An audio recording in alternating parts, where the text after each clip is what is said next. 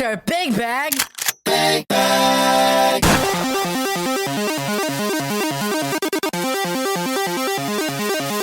I made a few friends that let the money ruin their life. The thought of bottles and it even got me feeling alright. And they would hate you if you told them what's on the other side. But that's greed for you, but that's greed for you. I'm on the fine print, you be silent. Suddenly selling your soul. Mouth filled with diamonds and heart with some judgment I stole. No keys for evil, no freedom is pride to your fault. But that's greed for you, but that's greed for you.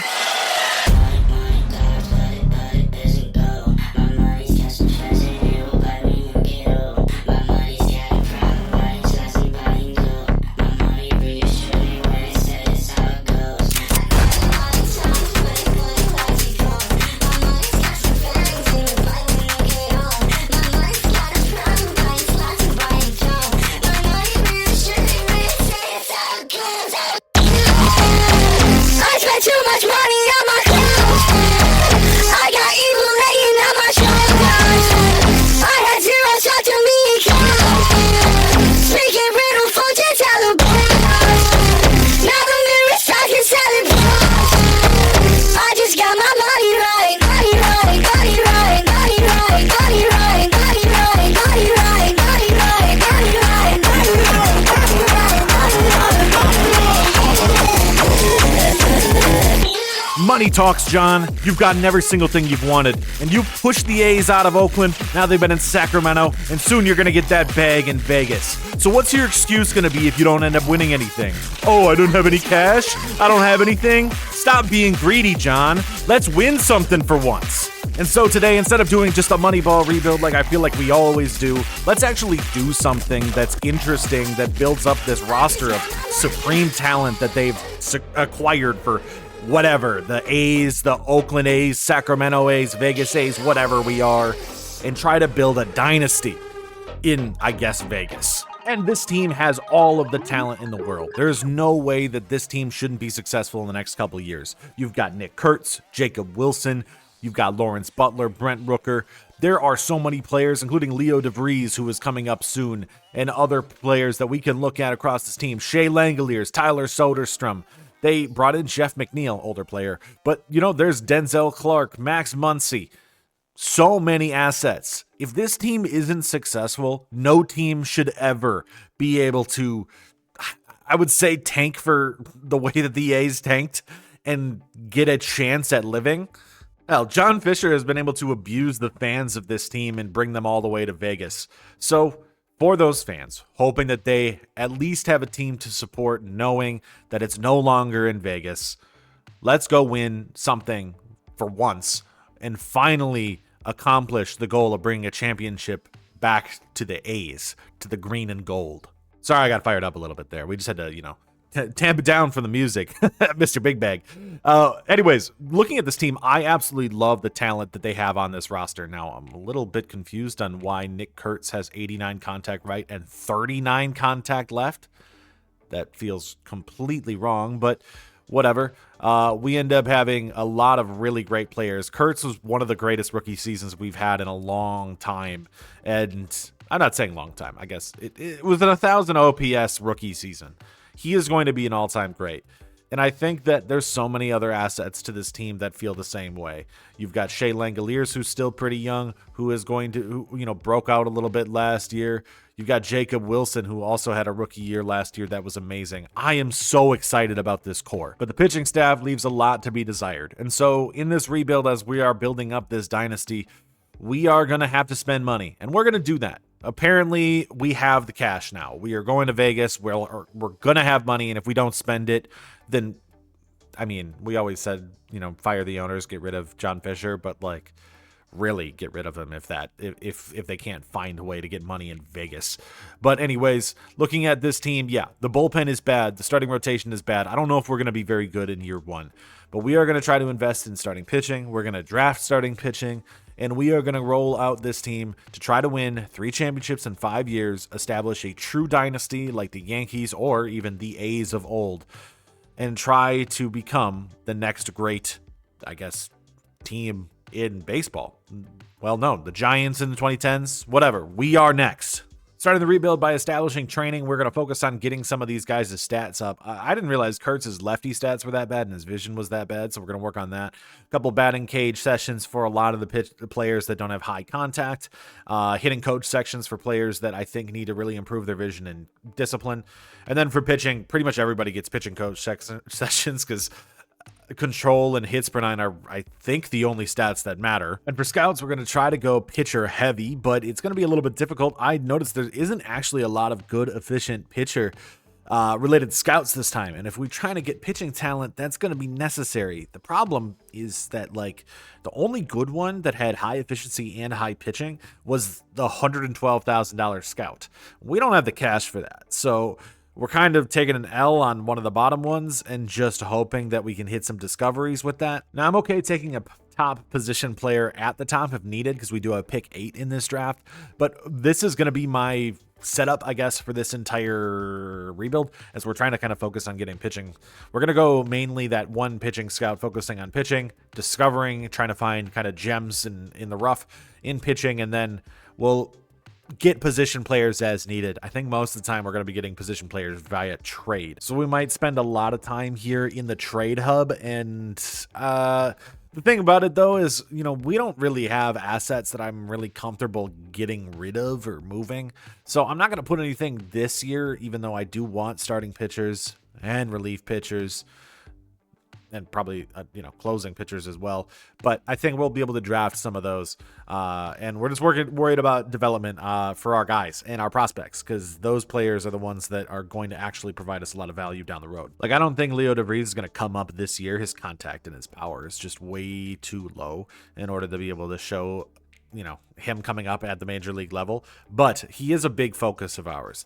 And developing him into a possible superstar at short or third, he'd probably end up playing short, I would think, and we'd move Wilson over to third just based on defensive ability.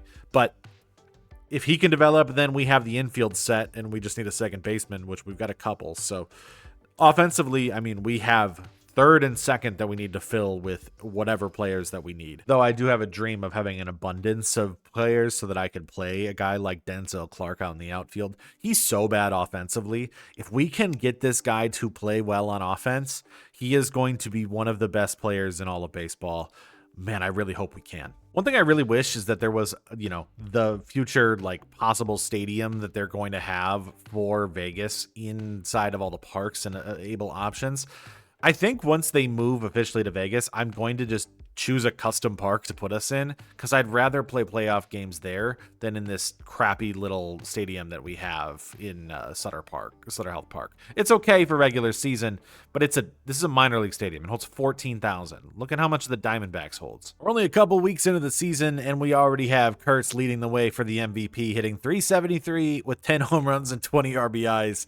We're not even a month out. I mean, it's pretty early, but that's so much power. Him and Vladdy taking over at first base. Though as we go about 2 months into the season, Kurtz is the only one playing really, really well. Rooker is awful. Soderstrom's okay. Langeliers is playing pretty poorly. Butler's poorly. Jacob Wilson is on a massive hit streak at this point. So he went from hitting 170 to, I want to say he's on a 28-game win streak. So, or not win, hit streak. So now he's hitting 280.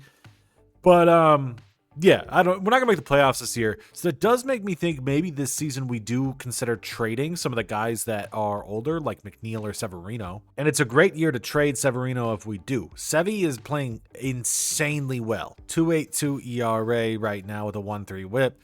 I might try to sell him off at the deadline to get a younger pitcher in. Now, look, we could also make a run for the playoffs, so I'm not going to push myself too much and say, we have to sell him off. But if I can get a good package, I'm going to do it. And so we've updated our block, hoping that means that some of these teams might trade for some of these guys and send us some offers. We'll see what we can get in return. There are some already interesting things on the market, but nobody looking for pitchers right now. Going into our first draft, we have pick number 8, and we are going to be trying to grab a starting pitcher. And we did a lot of discovery, so we found a ton of pitchers. Now, I did not find any generational talents, and starting pitcher, I'm still not sure necessarily on what to find. Sadly, one of the guys who I thought could have been, Steve Sanchez, was injured. But our top guy, Fernando Torres, was originally ranked 47. We have him ranked number 1. If we are at pick 8 and he is still there, this is the guy. He's really far away. That's my only thing downside with him. But he's 18 years old. He's going to end up being probably a really, really good player. There's a chance he's available at our next pick, but I don't know if I want to risk it. There's a couple other pitchers that are really interesting too. Jamal Blackwell, Manuel Alvarado, a lot of other players here. I have so many of them like saved because we have so many non-ranked guys that could be available. And I'm just excited to be able to draft hopefully just like a large list of really, really good pitchers to add to our farm. So not a single one of our pitchers went off the board by the time we get to our pick, which means that I basically have to pick between Torres, Blackwell, and Alvarado. So Torres, I think, he's a 51 to 63 overall with 87 to 99 potential. A little further away, could be good. Blackwell is got a little less of a high ceiling. He's actually might be further away, but he's got more traits that I like. The control as well as the hits per 9. And then there is, not Serrano, Alvarado. And, did I not save Alvarado? I forgot to. Alvarado, I know his potential rating doesn't seem as high, but he is definitely a player who should be a lot more valuable because I think he's going to be better early, especially because his present traits are good. Now, this is where the problem is. There is a chance that Torres or the other guys are going to be available, but I don't think a player like Alvarado is going to be available with our next pick. Now our next pick is pick 47, so there's a chance neither of them are available. Let's think. Alvarado is 21. Look, I think that there is a chance that this is a 99 potential, even though it says 95. I think I want to do Alvarado. I want one player that's a little bit closer, and then all the other non-ranked guys will be further away. We're drafting Manuel Alvarado with our first pick. At the All-Star break, we are 45 and 51. Our pitching staff isn't that good. Our offense is actually pretty much underperforming. We're going to be sellers at this deadline. We're not going to be a playoff team. The AL wildcard race is actually pretty tight this year in the middle, so we're going to try to, get another high pick next year and see if I can get another position player just because there weren't any really available in the draft. And I have a little bit of beef with the American League All-Star voters this year because as I scroll through All-Stars, we don't have any here. Let's go the other way. DH. Okay, so nobody there. Rooker's an All-Star. He's sitting 248 with 18 home runs. That's okay. No center field, no left field, no shortstop, no Zach Wilson. That sucks. Jose's there. Good for him. What? Kurtz is second in the MVP, and he lost out on the race for an All-Star to Pete Alonso. And a reminder, they already had their guaranteed All-Star with Gunnar Henderson. So I guess Kurtz, despite being in the MVP race, is still a zero-time All-Star. There are times I feel like in this game where you're going to get trade offers and deals that just don't make sense to you. This is something that I don't know why Seattle would actually do this. If McNeil was hitting 290, maybe, but this logically doesn't make sense for them. It makes too much sense for me. I am not going to do it just because I feel like I'm abusing the AI if I do. So the Orioles are making me some offers in regards to Luis Severino. Now, I don't know if this is enough of a package. I do really like the idea of Kobe Mayo.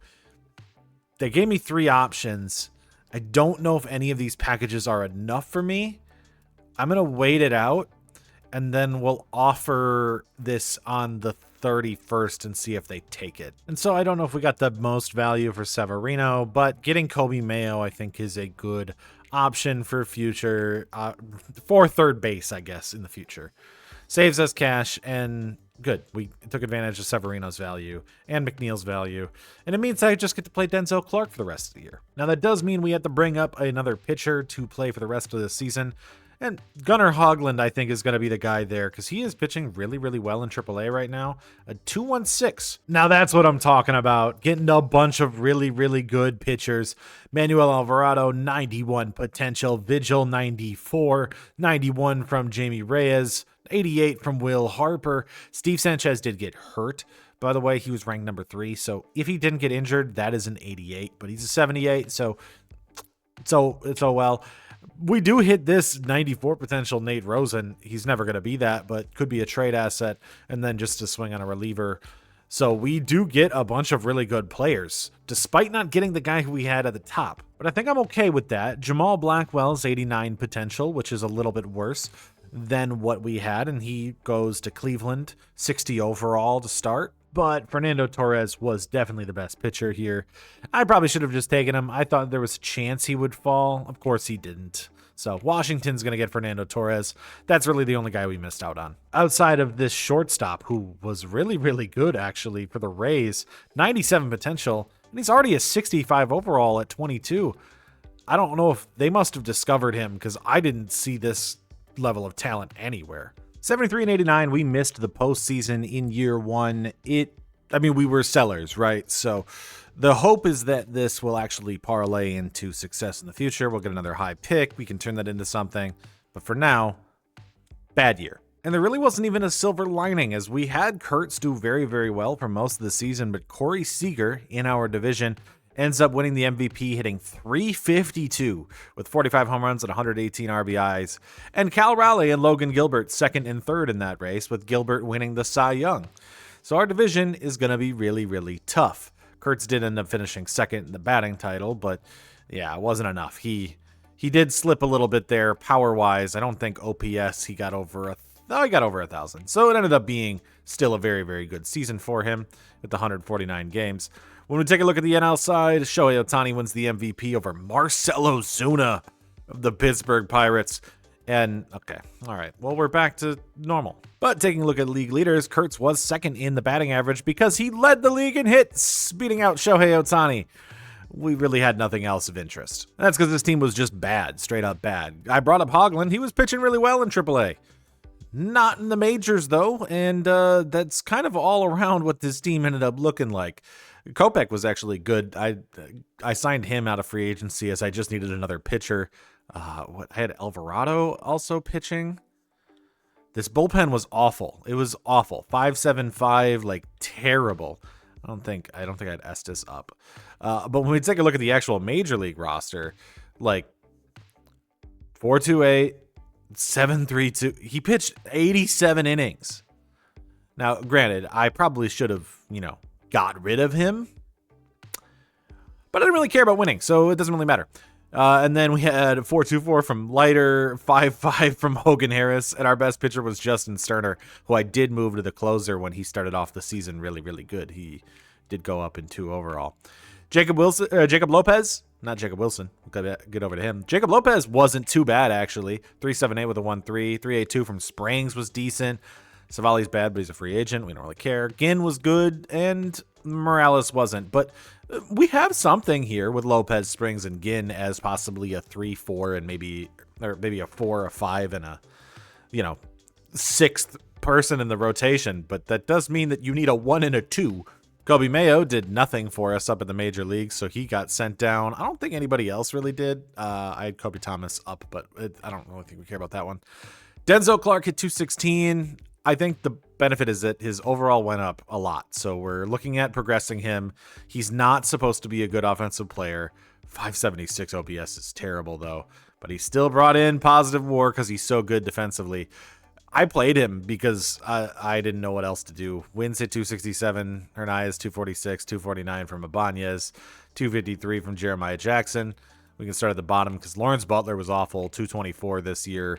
Just a terrible season from him. 626 OPS, negative 1.4 WAR. Awful year from Lawrence Butler. Max Muncy at 230. 273 from Wilson is actually pretty disappointing when you consider what he should be doing. This should be a plus 300 every season. We're talking 350. Yeah, he should have been way better than this. But he wasn't. He still was a positive player, but yeah, we need a lot more from you. Cortez, 252, wasn't bad. Geloff took the second base spot. That's why I traded McNeil, because Geloff was just better than him at everything. So why not play him? Whatever, was decent. Langeliers hit 23 home runs, 265 average. I should sign him to an extension this offseason because he is in arbitration. A little bit of a worse year than last year. Rooker hit 240 with 31 home runs. Not that great. Soderstrom 254 with 19 home runs and 59 RBIs. Was all right. Look, we really underperformed. Everybody underperformed except for Kurtz, and that'll get you losses. And I feel like we did a good job selling high on Severino because he did drop down to a 3.66, but Orioles made the playoffs, so good for him, I guess. But nothing amounts to it anyways because the Dodgers defeat the Yankees, because of course they did. Ohtani wins World Series MVP as they win their third straight. Dominguez was the ALCS MVP for the Yankees. Pajas was for the Dodgers. I hate that World Series. Why is it? I hate these two teams so much. And so free agency has arrived, and we have $92 million to spend because we got off of the Severino and McNeil contracts. That was another big benefit of this because now we get to go into free agency and say we need an ace and have some options. Skubal, Peralta, I don't know if I'm going to be able to swing big on those. So we might be going down to a Trevor Rogers or a Bubic and hoping that that will be enough to support this team. Either way, I'm still going to try on one of these two aces, but I don't necessarily need it. We are going to try to make sure that out of the draft, we get the rest of the guys. The first big thing we're going to have to worry about, though, is if we are going to try to build the dynasty, we have to build it around somebody. It's very obvious who that somebody is going to be. So we are going to drop as much money as possible to try to lock him up now so I can save cash when he gets really, really expensive. Oh, okay. I have to do that first. Like I said, I didn't expect us to get a lot of the big guys. Oh my God, he goes to Toronto? Okay. Well, I guess I'll win there. Took less money than what I offered him. They got Skubal and Freddie. And Freddie got $47 million a year versus Skubal's $37 million? Okay. And we're going to have pick 8 again this year as we stay steady in our odds. So I guess Toronto is going to be the team to beat in the AL. And we get somebody to sign a contract. That is going to be Chris Bubic is going to be, I don't think our ace, maybe our number 2. But for now, he'll be our ace in our rotation. We give him a lot of money. Though I'm looking around at a lot of these deals, and we might have gotten one. $30 million a year for our deal with Bubic is less than what Rogers got and less than what Gallen got. So we did sign Shea Langeliers to an extension for 5 years, $14 million a year. However, that did basically hold up the last bit of cash. So I wasn't able to give an extension to Kurtz just yet, but we will be able to do that, I think. As soon as possible, we are going to give him that extension. Now, I don't know if I'm the happiest with how this team is going to be looking going into this year. We're still a 21st ranked team, but we've invested some money into some players. We have long-term goals now, and I think that means that we're going to be in a position where in the future, as we look at our roster, I like where we're going. We now have an ace or potential number 2 pitcher. I think we have a bunch of guys here. Eflin's kind of I guess the extra pitcher that I'm going to have this year. We've got a decent bullpen. I didn't invest huge in anybody. We kind of went cheap and just got a bunch of arms that I think will be useful. And then in the lineup, we ended up keeping pretty much the same. I don't really see much of a benefit to going huge. I brought Drew Jones in because reclamation project. Look, it's important to note that like you can't really develop defense in the game. You can't develop speed or defense. So if the guy has the tools and you think that he could have something else, it's not harmful to try. And so with guys like Denzel Clarke and Drew Jones, if we can progress them up to be something useful, they will be studs on this team. Now, some of the big news for this season is we have now jumped up to the number 1 ranked prospects or number 1 ranked farm system, as I don't think we have the number 1 ranked prospect, but we have number 2, number 4, and number 7. And that's going to be really good. Now, I wish I would have taken Fernando Torres, but it's all right. I think we still made a decent pick despite not getting Fernando Torres. As the season moves forward, we're sitting around 500. It's still not a good enough team. Our pitching staff still isn't good enough, but we do have prospects that I'm excited about. But most of the pitchers that we have are all sitting in single A, so we don't necessarily know how long it's going to take for all of them to be here. Now, Manuel Alvarado and Gage Jump and Jamie Arnold should be a lot sooner than later, as they are a little bit older, and they are pitchers that I think could be at the major league level either this season, as they have projected for Arnold and Jump, or next season, maybe with Alvarado. And Leo De Vries, sitting in AAA, is up to hitting .303. I think there is a chance we could call him up to play. Maybe he plays short and we move Jacob Wilson over to third because he can't play very good defense.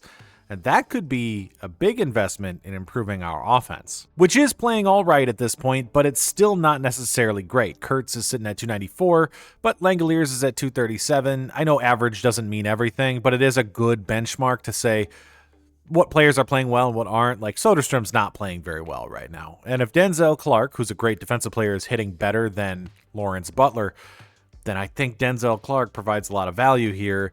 This is why I keep putting him in the lineup. I'm going to harp on this a lot. I do think that if this guy, if a great defensive player is playing at a similar level of somebody who's got like a bunch of power, play the defensive player. Now, the one thing with the trade system that is very interesting is I do think it's going to mean you're going to get a lot of different rebuilds every single time you play.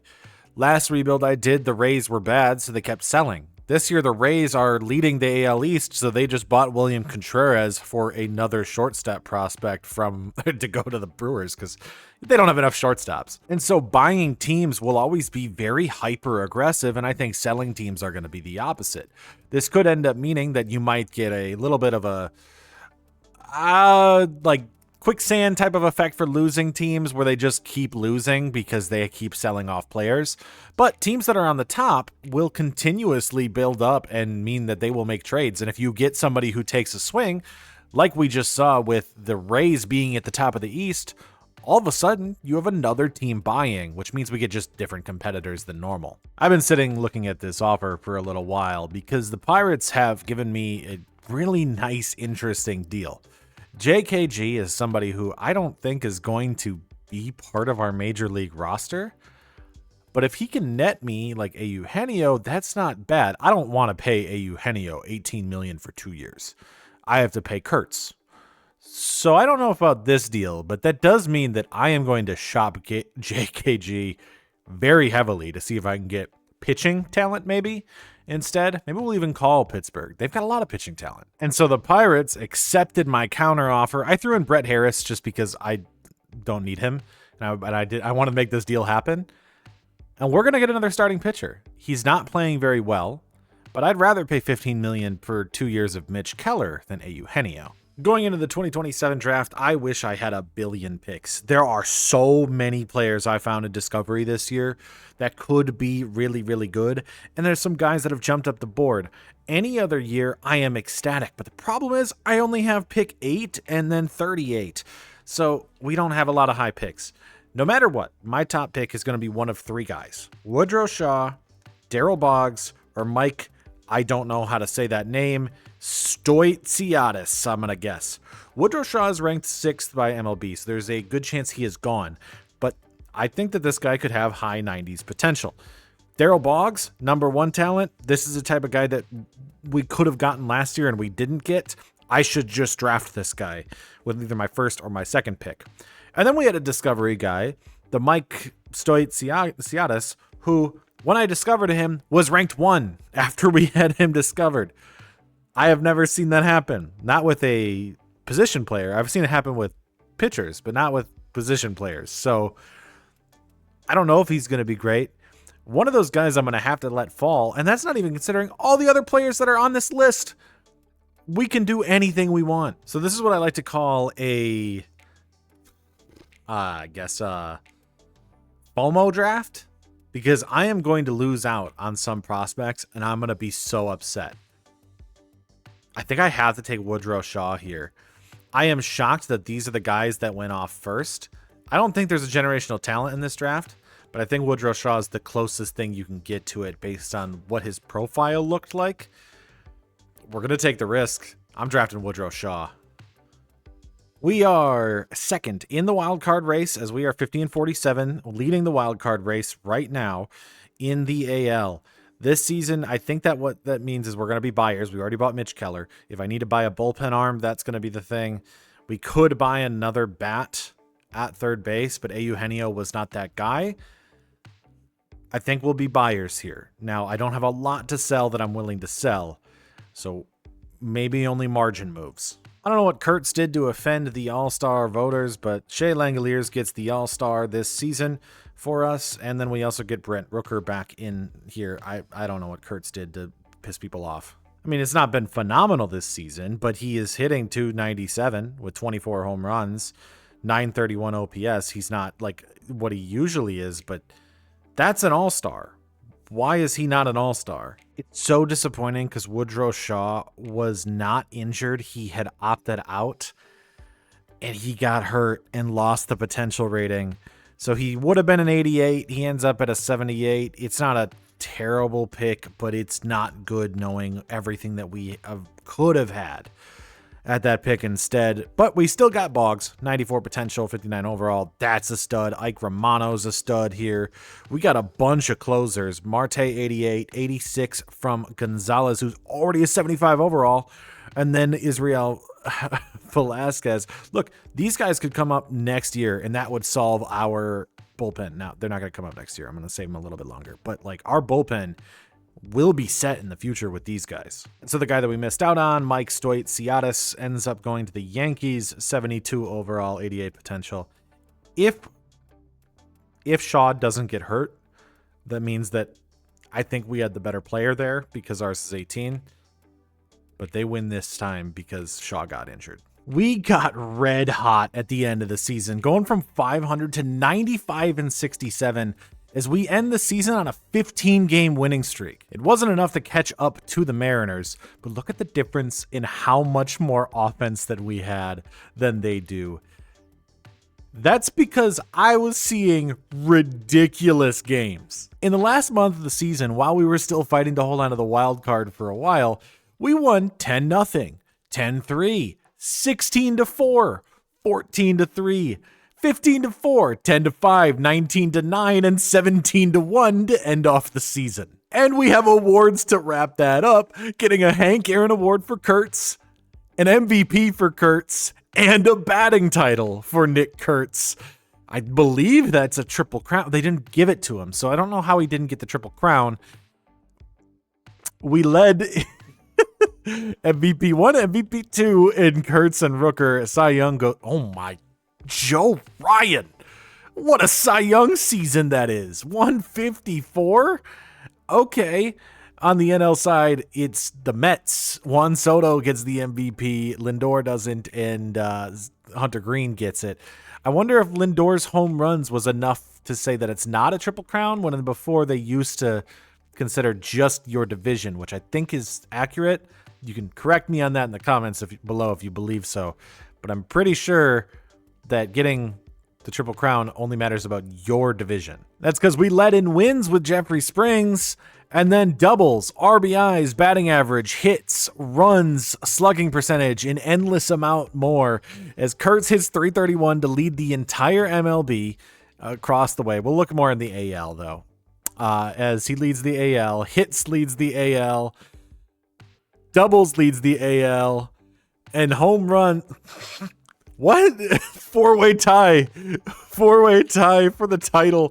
I want to see, do they do the home run champ thing anymore for us if it's in? Yeah, they do. I need to see this. Wait. 50, 50, and 50?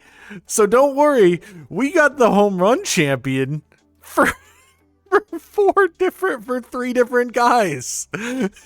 Racking up hardware. And by 1 RBI, Kurtz beats out Rooker. So up to you guys to decide if that's a triple crown. I don't necessarily know, because I think if we go to the MLB, he led and everything, but home runs he lost to Lindor, because otherwise the tie was right below that. But I think you want to say anything about this team, it is this big three of Kurtz, Rooker, and Langeliers. 50 and 139 RBIs, 50 and 138 RBIs, and 50 and 121 RBIs from our three sluggers in the middle. Oh, do you want to see if we have any more power? How about 19 from Wilson? Okay, that's all right. That's reasonable. 10 from Geloff, 15 from Muncy. That's okay. 33 from Soderstrom. Clarke got 8, and 35 from Butler. We had 5 guys hit over 30 home runs. However, even including the guy that got sent down in Carlos Cortez, if I go look at this team as a whole, we end up with 298 home runs. Third all time. We did not catch the Braves or the 2019 Twins. And the pitching staff, by all means, wasn't bad. We had a 3.83 out of Brandon Waddell, who was a Rule 5 pickup. And then if I go to the major leagues, it wasn't great. 5.86 from Jojo Romero, 4.48 from Morales, 4.12 from Ginn, Alvarado had a 4.44, 4.59 from Kopech, Harvey had a 3.57. Sterner was good, 2.43 with a 101. This might be our closer for a little while. Bubic was good. Jeffrey Springs was actually, won 19 games. Good for him. Keller wasn't great, but whatever. Lopez was okay, and Eflin was okay. Like, it wasn't terrible. It was enough to win 95 games. But when looking at our goals long term, I mean, okay, we've got one MVP. We need to get a second MVP. But Kurtz has got a, let's just go WAR, just for a reference. 7.7 from Kurtz. Rooker was a DH, but 4.2. Langeliers 4.2 as a power catcher. We've got 3 guys 90 overall who hit 50 home runs each. And that's not even including how good that Wilson was and how good Soderstrom was and Butler and Denzel Clarke, who honestly, dude, you hit 9 more home runs, dude, and we're there. But like, look at 4 WAR from Denzel Clarke. I was telling you, this is a guy I want to invest in, and he's up to a 77. But none of it matters if we can't beat the Cleveland Guardians in the first round of the playoffs in our wild card game. We are red hot. I'm going to hope that will continue. But it's playoffs, and these guys haven't been here in a very long time. I'm just glad our fans watch movies because they know that we're going to win the dang thing. We're going to win the whole thing. I think it's funny that we're getting the same rematch basically as the last video I put up. If you did not watch that one, that's Cleveland, where we had the exact same situation happen. So Bubic versus Messick in game 1, Springs versus Cantillo in game 2, Keller versus Bybee in game 3. Can we continue our streak? Nope. We lose game 1 right away. Good game from Bubic, but it wasn't enough. We had to win 2 straight. Springs versus Bybee. We get that victory. Springs just wins when he's on the mound. Game 3, Keller versus Gavin Williams. Oh, I don't like that it's Keller. We got it. Going to take on the Mariners. Now, if there was ever a disparity in talent between two teams, it is our pitching staff versus this Seattle pitching staff. We're going to be rolling with Jacob Lopez in game 1, and they've got Wu and Kirby and Gilbert to start off their first 3 games. What we need to hope is that the power that our lineup holds and the home run hitting can overpower their pitching. First game in Seattle with the dome closed. Lopez versus Wu is going to end up in a victory for us. Brandon Waddell getting the win as we win a game in Seattle. Eflin versus Kirby in game 2. Who needs aces? We've got garbage pitchers that we're going to win with, right? Nope. Not if the offense doesn't show up and not if Eflin gives up that many runs. All right, going back to Sacramento. Bubic versus Gilbert in game 3 in Sacramento. Oh my God, our offense. It's gone. It's all gone. Springs versus Brian Wu, game 4. Push it to a game 5, please, Springs. You can do it. You win. You've won 20 games this season. Nah, it's not enough.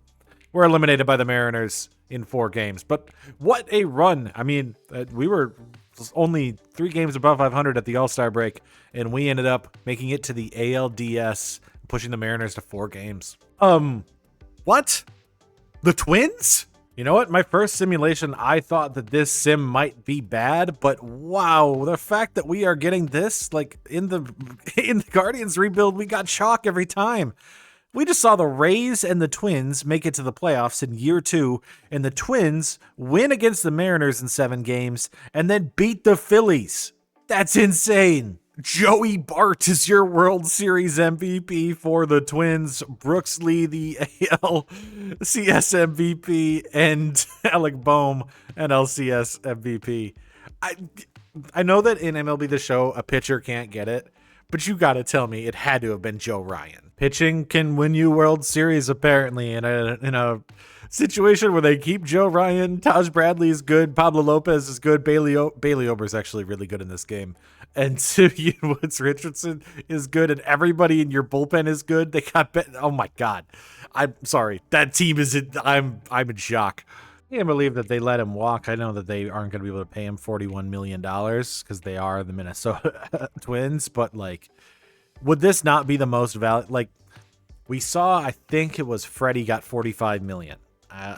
Skubal only got, I think, 37. Joe Ryan should get $50 million after that type of season he just put together. The two best teams in the AL were the Twins and the Rays. And look, Lopez is a free agent. Ryan was a free agent. Ober's a free agent. McClanahan's a free agent. Rasmussen's a free agent. We could raid the cabinets. We get some prospects in 2 salary dump deals. I hated just about every bullpen arm I brought in last year. And so I traded all of them away just to get some prospects because I want some cash so I can just sign different ones because I hated all of them. Joe Ryan only got $34.5 million a year. I think the Giants win that deal. We're going to add another pitcher to this team, getting Bailey Ober, 3 years, $19 million a year. And we got McClanahan in on a pretty cheap deal, $18 million a year as well. I don't like that I paid both of those guys. We have paid now 3 pitchers, and we have a lot of drafted guys. But likely when they start to underperform, we will trade them for bullpen arms, really, is what I'll probably end up trading them for. And so I'm okay with this. As we set up and begin our dynasty, we need to develop pitchers to end the dynasty. And we're in the market for increasing and getting good bullpen arms back. So I'm going to try to buy a little low on Edwin Uceta from the Tampa Bay Rays. They just want a prospect, that pitcher prospect we got back in the Luis Severino trade. We're going to flip to the Rays. I actually tried to get rid of Eflin, and they said no. So sure. And I am doing what I can to get a backup catcher. And this is not a good one, but you know what? It gets me off the Eflin contract, and I am okay with that. I'm going to accept this deal. Now, we're going to play a little bit of a skeevy game. I'm not going to bring up Leo De Vries to start off this season. We're going to wait like a month. I know Rookie of the Year is possible, but I don't know if he's got the contact stats to do it or if he'll get the playing time to do it. So I think we're just going to try to manipulate his service time a little bit. And we'll bring him up, especially if one of the third basemen are bad. Also, he is our 3rd ranked prospect and 4th in the top 100 because Daryl Boggs jumps him, Chris Vigil jumps him. We have 4 guys in the top 10. I mean, drafting the guys that we did helps a lot, but yeah, we have the #1 farm system to a point when some of these guys who were decently high in the system are now low. So the big change this season is going to be the pitching staff, as we have invested in Bubic, McClanahan, and Bailey Ober now as big free agent signings. Now, important to note, Mitch Keller is a free agent this year, and we are going to likely just let him walk so Gage Jump and Jamie Arnold can be ready to come up. And that is going to be kind of the process we're going to do with a lot of these guys, is that as soon as they start to get bad, we're just going to let them walk because we have so many prospects. The bullpen is still going to be an issue, I think, but I'm hoping that this trio at the end will be enough with this good of a first 5. We saw that the pitching was enough to get the Twins to the World Series and the Rays to be a top team. And we were so good offensively. We just need decent pitching. I also need to say the most important button in this game is file management, save, franchise. Because, oh my God, the amount of times this game has crashed is ridiculous. It crashes so much. I have gone through this same offseason 4 times. And so somehow this time, I guess that I had more contracts or minor league deals, so I wasn't able to sign Nick Mears. Cody Funderburk is going to be that last guy. I hate that that's how that goes. Also, all of those pitchers and deals that we saw, they got similar contracts, but by completely different teams. So everything you saw from the other teams doesn't mean anything. It's just a bit ridiculous that I have to save every few months, essentially, because this game doesn't run properly. It's really annoying to deal with, and it essentially just really takes you out of the game is something that they need to get fixed like yesterday, but it's not something that I think is a priority for them right now, which is really irritating to deal with.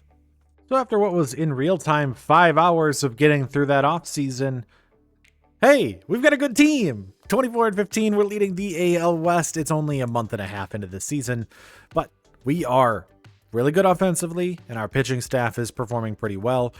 I do wish I had gotten Nick Mears, but it's okay. We're going to have to make a move, I think, in the bullpen. Or we could call up some of the young guys because they look really good in AAA. It's obviously way too early to tell, but Martin Gonzalez, who's got 95 hits per nine.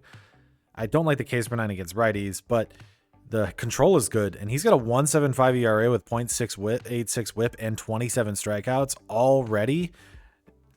If he can hold on to this, I think he's just going to be at the majors this year. I have a feeling for, well, really to the end of time, this is going to be the duel for us.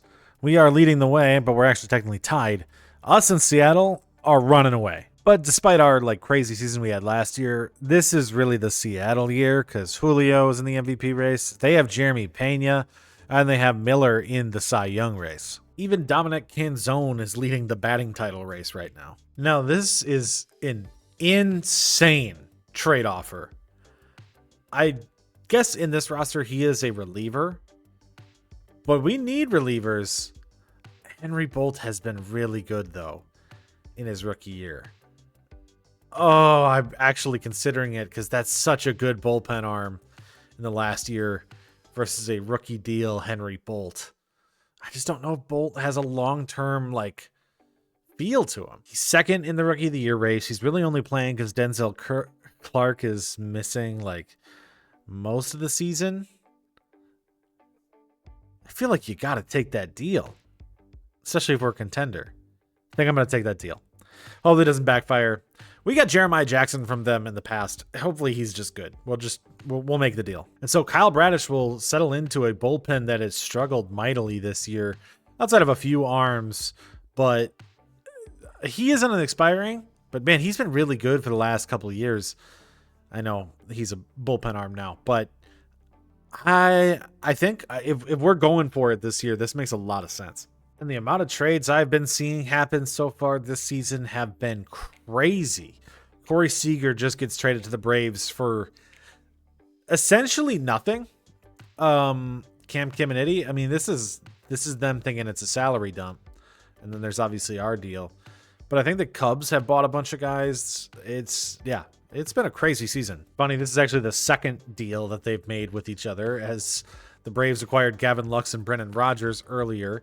You can see that Jonathan Aranda got traded to the Giants for Gavin Keelan. Jake Berger got traded. Torkelson got traded already this season. Jose Ramirez got traded. When will your greed end? When will it end? We now have enough talent that I don't really got to worry about a lot of drafts, especially getting pitching. However, we are going to continue to focus on pitching because that's probably the only assets I'm going to get that I can flip into position players. We are looking at this draft, seeing that we have a later pick. Chris Rodriguez is the one that I think is the best player in this draft and the most likely to be able to fall to us.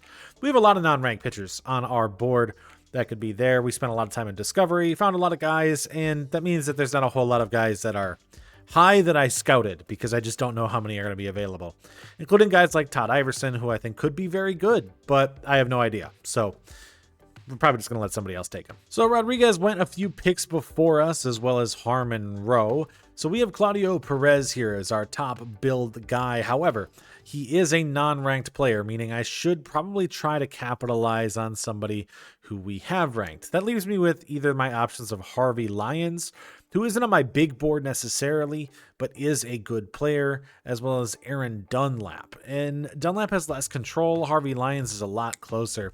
I think Harvey Lyons is just a safer pick. Now, if we wanted a position player, we're really only looking at Alfonso Encarnacion here. There could be some of these other guys could be good. There's a chance that Robbie Lyon could be good. There's a chance that we could see probably not Hugh Reed. Just based on that build, doesn't really look like it.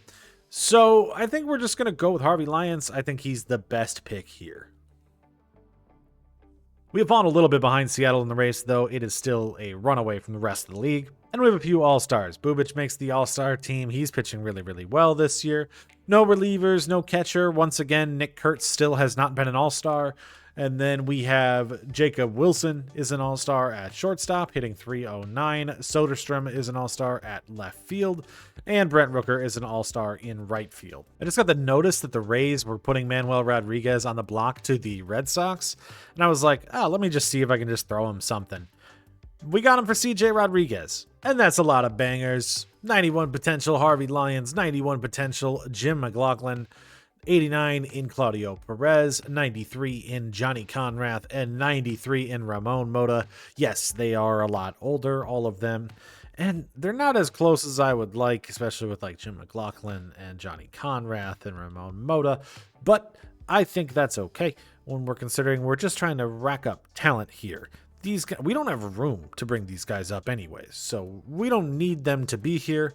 In fact, what this does offer us is assets to trade if we want to make a big piece.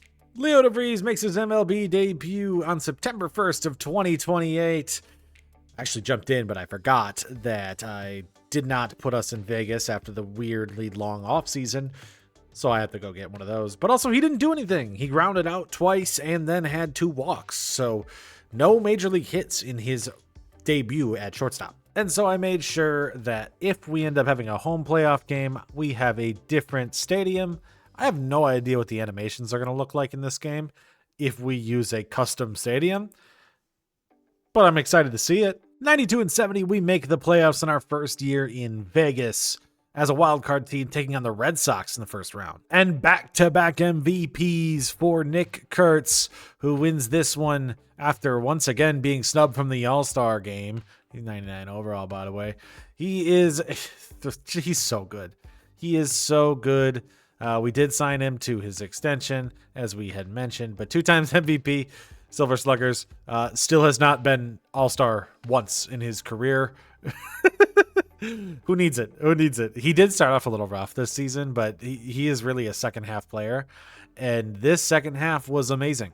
48 home runs, 37 doubles, 204 hits with 1,000 OPS for a 4th straight season. Cy Young goes to Skubal again, this time beating out Bailey Ober. So close from our pitcher there. Batting title goes to Canzone, who beat out Kurtz on that. Matt Brash gets the reliever of the year. I just wanted to see if we had anything there. Actually, let's check rookie of the year. Okay, Henry Bolt didn't win. He ended up finishing 3rd after we traded him. On the NL side, Ohtani wins the MVP with 55 home runs and 135 RBIs, hitting .340. And Jack Flaherty wins the Cy Young with the Brewers. We had some league leaders. Bubic, 241, led the way in ERA, Ober in wins, and Justin Sterner in saves. And then obviously we had Kurtz lead only in RBIs, though. Hits goes to Ohtani with 227 hits, beating out Devers' 226. 60 doubles for De La Cruz, 55. Yeah, okay. Well, hey, bad. 2-time home run champion, and this is the 2nd straight time that Rooker and Kurtz have. Hey, we have 5 home run champions in the last 2 years. Who needs who can beat that? JT Ginn got sent down, 3.36 ERA for him. In our rotation on the bench, Manuel Rodriguez got sent down, who we traded for. He ended up he wasn't great, 3.77 ERA, but he was better with us than he was in Tampa. He was actually at a 4 when we traded for him. So he played pretty well for us. I'll probably bring him back up to the majors. Funderburg, by the way, we sent down right away. I don't remember if I said that or not, because he was awful. 8.47 in on this team. So in the MLB, Luis Morales, 4.64, not great. Bradish was actually fantastic. That could be a great deal for us as long as our bats stay alive in the postseason. Jose Alvarado, 308 with a 1.3 whip was great. Kopech, 384 with a 1.41, great. Brandon Waddell, 3 with a 1.37, great. Yoseda, 376 with a 1.38, great. Justin Sterner led the league in saves, great. Great bullpen. Bubic, 2.41, amazing, led the league in ERA. Ober, 2nd in the Cy Young, fantastic. Okay, this is where it gets a little rough. McClanahan, Keller, and Lopez. Hopefully they can perform in the playoffs. But this is bad. especially considering that we did just pay McClanahan. Now, Keller's a free agent. We're going to let him walk, so I'm not too worried about him. And Lopez was just bad. Lopez, I think, is going to go to the bullpen. He was okay the last 2 years, but yeah, that was just really, really bad. I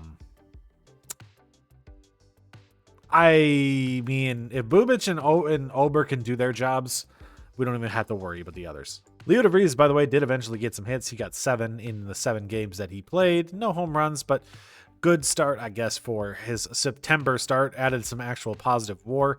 He'll be up next season, I think, playing that not shortstop role, but third base role, really.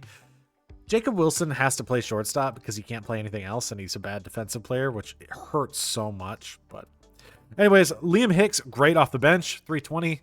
Denzel Clarke was hurt for like half the year. I'm not liking the 220. I was really excited about what we saw from him last year. This is a guy I really want to turn around.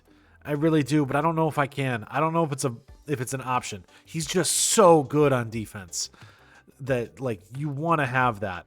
Kobe Mayo, that trade's not looking that great for us. Kobe Thomas, 235, meh.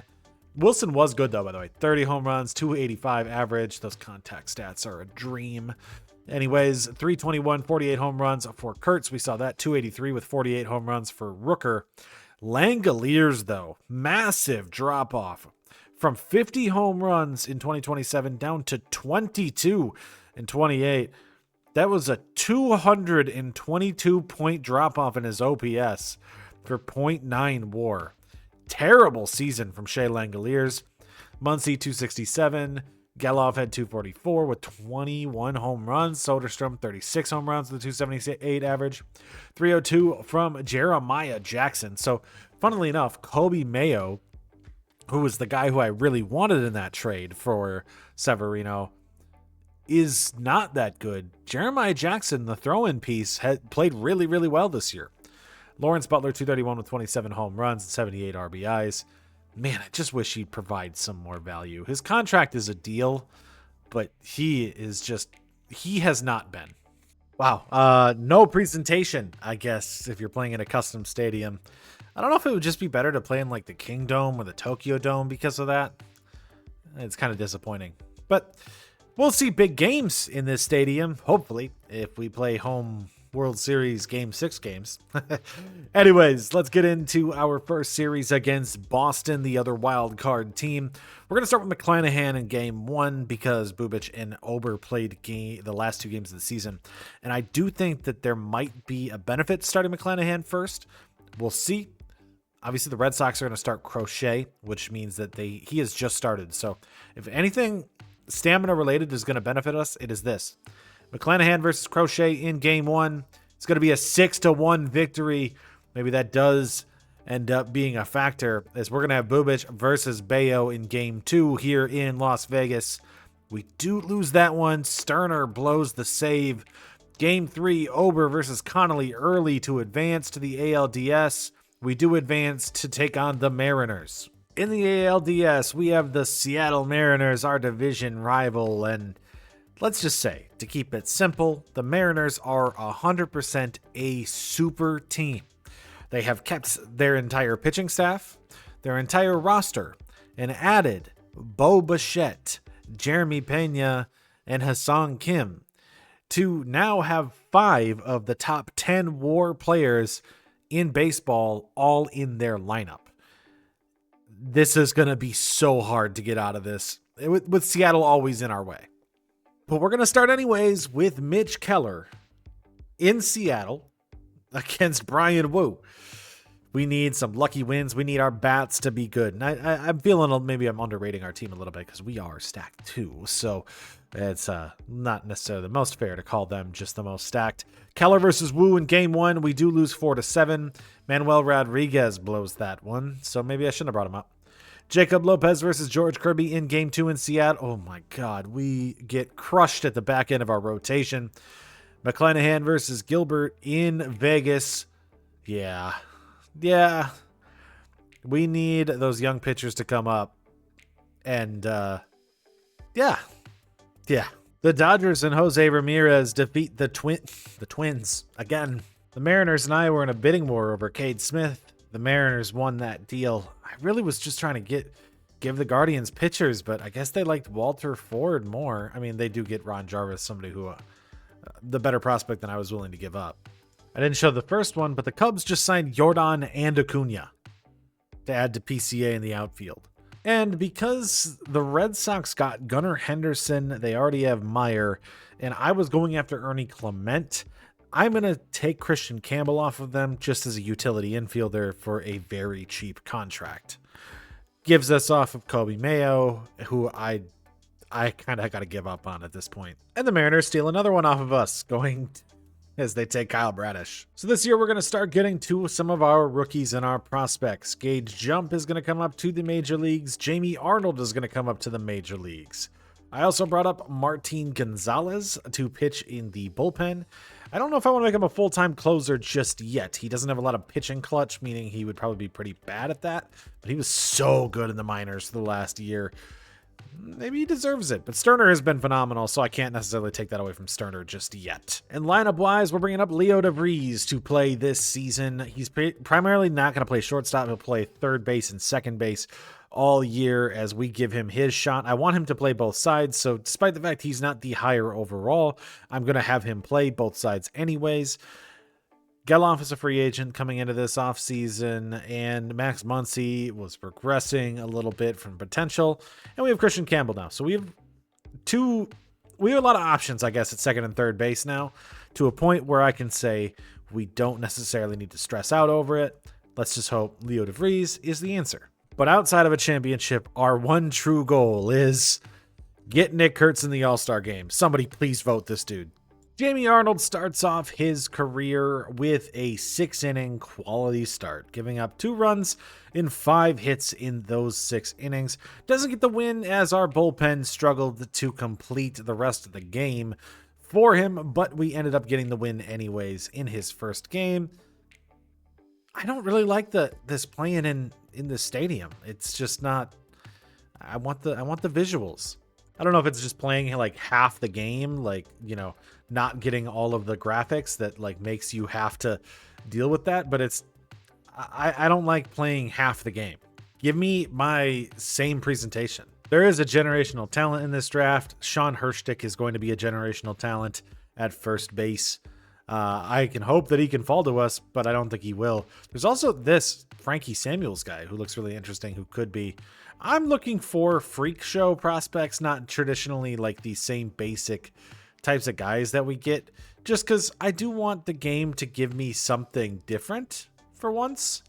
I think that's just more fun. I think it's more fun to see prospects we've never seen before. But if, you know, if Sean Hurstick falls to me at 25, I'm taking him. Ian Duncan is also a generational talent. So we haven't seen any in almost 2 rebuilds, and now we see him, and I don't know if I'm going to be able to get him because my picks are too late. And that might be a third one. I don't think this one is, but it could be a third generational. This might just be a stacked draft. Sterner has started the year with in his 11 opportunities blowing 4 saves, and we're not even a month into the season. So yeah, I'm just giving the job to Martine right now. I just got to say, Shane McClanahan is not worth the money. 5.72 with a 1.53 whip right now. Like, this is 2 straight terrible seasons for him. Don't sign him. If you're doing a rebuild, don't sign him. I know you want to. He should be good. Why is he so bad? We can keep this draft simple. It is loaded. Now, especially at the top. There's a thing here. I know this game is a little broken. If those of you haven't watched any other MLB The Show content or any other YouTubers who have noticed this, but finding generational talents is incredibly easy. Ian Duncan, that was a generational talent. I know because the durability was set at 85. Sean Hurstick, generational talent because the durability was at 85. That's all you need to see. That's really all you need to see. I didn't even scout Hurstick, and he will be a generational talent. I did scout Duncan. This is the trait before he gets to the third rank of it. I wanted to see other players because I already knew these 2 were generational, so I wasn't going to waste my time on him. If we can get him, that'd be great. I did try Navarre, by the way. He was not, but he's still a fantastic player. So there's a lot of great players. Carlos Herrera is a pitcher who I had scouted last year who looked really, really good but got drafted but then didn't sign, so he's awesome. We found 2 Discovery second basemen who are great, though one is injured, so I don't know. Anyways, let's see what we end up getting, because I don't know if we're going to get a high pick. We have pick 25. I don't know if we're going to get a high talented player. So like I thought, those guys weren't going to fall to us. I really wish they did. To have a generational talent on this team would have been phenomenal.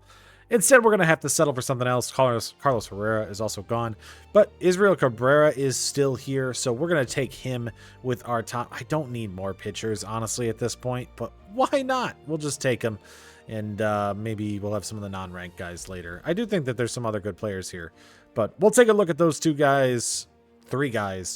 Once we're drafted, you'll be able to see the 99 potential on some of them. We're actually on a 12-game win streak and have caught up to a game and a half behind the Mariners, who, by the way, are hitting as a team 292. I hate that team. I hate them so much. Why can they be so stacked?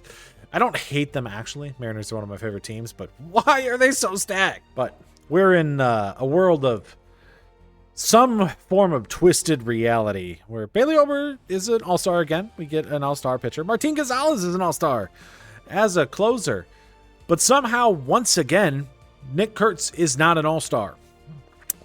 By the way, he is top 3 in the MVP race because, yeah. But these two definitely deserve it. Naylor and Pete Alonso are phenomenal. In fact, I think Alonso's leading the MVP race. But something ridiculous happening here. We have Rooker as our other all-star. And it's not like he's playing bad in the first half. I want to reiterate. He is in the MVP race. He has 1,000 OPS. Still not an all-star. This month is going so well. We're going for it. Michael Garcia is who I'm trading for. Henry Baez and Joey Estes is going to get me that deal. And I tried to give up the greatest rental deal of all time to get Paul Skeens for a bunch of fantastic prospects, but they said no. And most of my confidence came from the fact that we haven't lost a game since July 1st, and that game was a blown save. That's it. That's our last loss. Which, important to note, is the record, as we've won 23 straight games. And we drafted pretty well, with a 93 potential in Cabrera, 88 in Kevin Bell. Took a random swing at this guy just because I thought he had a decent profile. Whatever. Brad Leone, 90 potential here. Art Lindsay was injured, so he, injured players drop 10 potential, so he was actually a 94, but drops down to an 84. A little disappointing, but he got hurt afterwards, and Rayburn was an 85, but we got to look at the other 2 guys that were 100% generational. Carlos Herrera is a 99 potential. He goes in the first round. He was a guy who I was unable to get last year, and I should have just drafted him last year. Ian Duncan, generational, as I predicted, 99 potential at third base to the Diamondbacks. And Hirschtick, 99 potential to the Houston Astros. 3 99s in the same draft. Too bad we had pick 25. But the streak ends at 27 as we finally lose to Boston on August 6th. During that streak, we see Wilson go up to a 307 average. Kurtz at 320 with 38 home runs. Rooker does fall down to 281 as he's starting to regress. Langeliers isn't great. DeVries is leading the Rookie of the Year race. We have Geloff hitting 298 in his last season, and then these guys got a little cold. But and look, Denzel Clark's hitting 265. Like, this is a great season. All the pitchers are red hot right now. Bailey Ober, I believe, is leading the Cy Young race. That's because of wins. But still, he was in the Cy Young race last year, and he was great. Bailey Ober is going to be a guy that I think is a good pick for anybody doing a franchise to look at. He is so good at just not letting guys get on base, which is something that we talked about 2 years ago when he was still an underrated pitcher. I do like patting myself on the back sometimes, why not? Little injuries. Come on, keep active. Yeah. We end up winning 105 games this season, as we will be taking on the winner of the wild card playoff game. And those 105 games come with 4 awards, as Bailey Ober gets a Cy Young award for us, Hank Aaron for Nick Kurtz, Rookie of the Year for Gage Jump, not Leo De Vries, batting title for Nick Kurtz, but no MVP this season, as home runs and RBIs are all that matter for that award, apparently. As Pete Alonso gets that from him. So Pete Alonso stealing all his all-star appearances and now one of his MVPs. But that is a great season from Pete Alonso. Cy Young, yeah, he won 18 games. But Fried won 19. That's a great season from Bailey Ober. 248. God, he's so good. On the NL side, Shohei Ohtani, 59 home. Joe Ryan. Man, I really wanted to sign him. We tried it so hard. Joe Ryan is amazing in this. I didn't know he went to Chicago. That's okay. All right. Yeah, 24-1. So it's the league of wins that matter, I guess. But actually, Bailey Ober did lead in WAR, as he leads in ERA, winning percentage, WHIP, and WAR. And on the batting side, yeah, Kurtz was the best player in baseball offensively. Besides Shohei. So the game sent down Jamie Arnold, who I did take out of the starting spot because we were at one point, I think, like 8 games below 500 this season. And I had to move Jamie Arnold to the bullpen, and he still did okay in the bullpen. Even though he got sent down, he did okay in the bullpen. Brandon Waddell was awful in the bullpen this year. That's all the guys that I think they sent down for us. Our major league team was phenomenal. Luis Morales, 276, the 104 whip. Jose Alvarado, he's a free agent, but 234 with a 129 whip. Kopech, 423. Nah, Starter wasn't that great. That's why he lost his job this season. Duvall wasn't that great. I don't know why I brought him in. Just, I guess the rating was flashy. Yoseda's a free agent. 396 the 123 was pretty good. And Martin Gonzalez takes the closer role this year, and he is going to keep it for a while. That was a phenomenal season for Gonzalez. I love to see that out of our rookie closer. What a good year. Shane McClanahan did bounce back to a 397 with a 128 whip. Bubic with a 329 with a 113. Ober was your Cy Young, 248 ERA for him with a .92 whip and 5.6 WAR. Bailey Ober, so good. Jacob Lopez, 3.9 ERA with a 142. And Gage Jump, rookie of the year, 384 with a 134 whip. Fantastic season from him. Jeremiah Jackson got sent down. He did pretty poorly. He had that spot in right field, and then he just kind of lost it and lost his opportunity to stay up there. And I don't know if he'll be able to get his spot back with now how stacked we are. Liam Hicks, 314 off the bench. Max Muncy, 214, not that great. Denzel Clarke at 245 with 11 home runs. That's really good for what I want to see out of him. I know I'm kind of like really focusing on Denzel Clarke, but I really want to see if you can develop a defensive player. And look at that fielding percentage every year. He doesn't make mistakes, and he racks up WAR. I have a feeling there's a benefit to that. Christian Campbell, 283 with 11 home runs. What a great year. Great year. Jacob Wilson hit 300 with 20 home runs. Obviously, Kurtz didn't win MVP, didn't get an all-star, didn't get anything, didn't get a silver slugger, just got, well, did he get a silver slugger? Yeah. So, wait. No, he didn't get a silver slugger. He didn't get the silver slugger this year. Just got everything else. So, Kurtz with 51 home runs for another season as he racks up another 1,000 OPS season. In fact, this is his best season according to OPS, which makes sense. Though I think the other years might be better. Rooker with another 48 home runs this year, 35 and 100 RBIs for Shea Langeliers. 19 home runs for DeVries, and his rookie season was great. 23 from Geloff. I'll try to bring him back. I don't know if I'll be able to.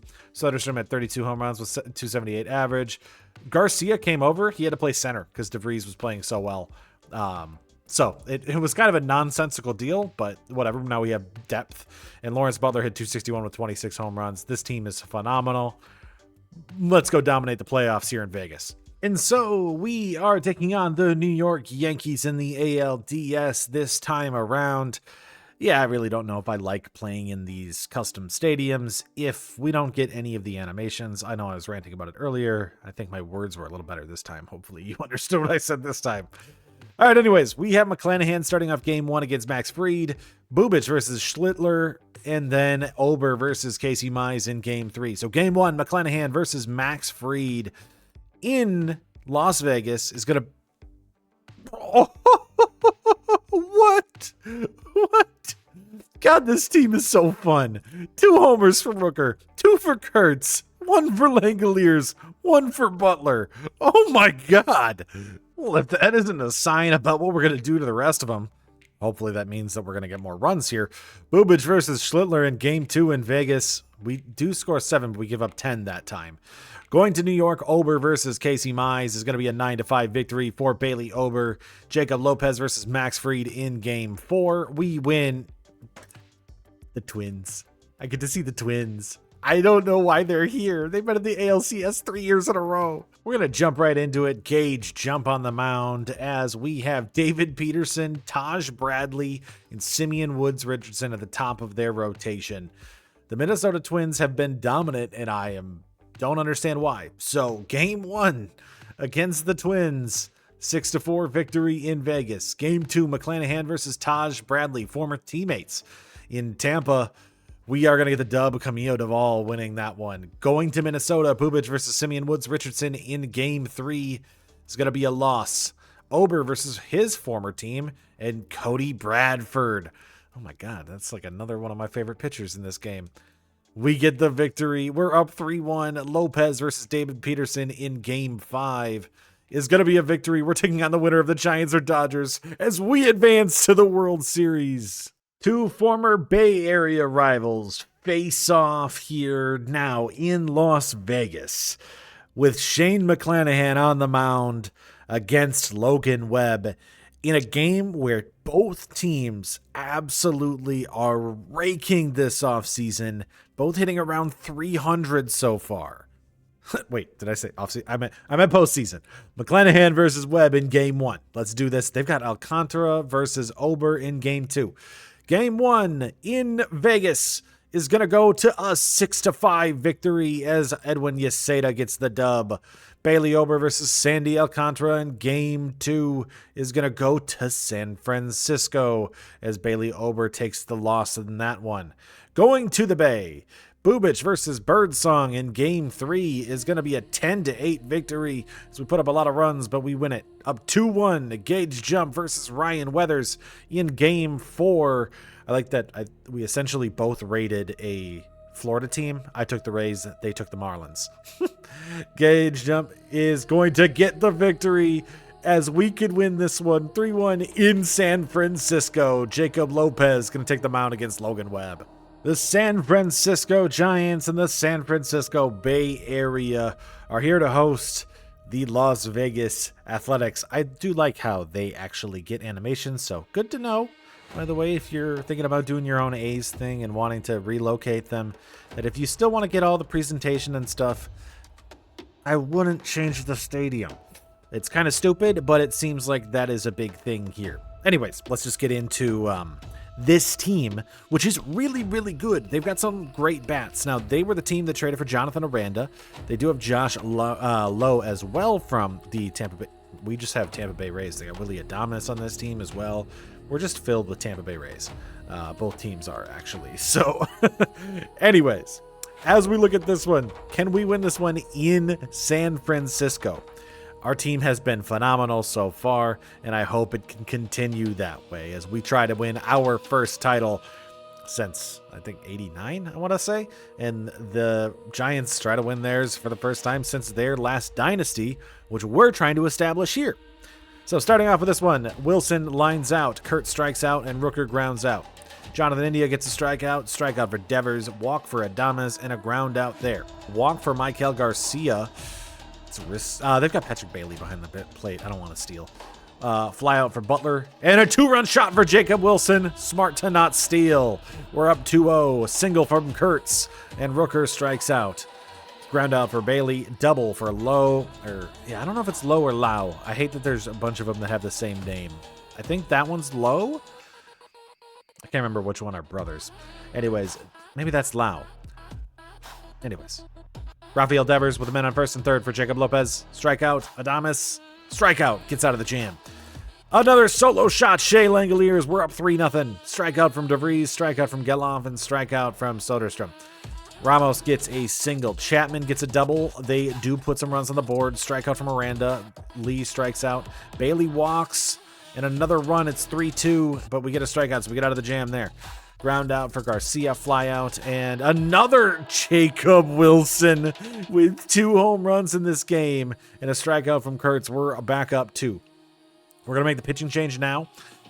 We have a bunch of righties up here. I think I'm going to go to some actual bullpen arms. Here, I'm going to go to Kopech. I know Devers could kill me here. He walks. Walk. Sing. Kopech. Pop out. Making the pitching change to a lefty. Can Alvarado get me out of the jam?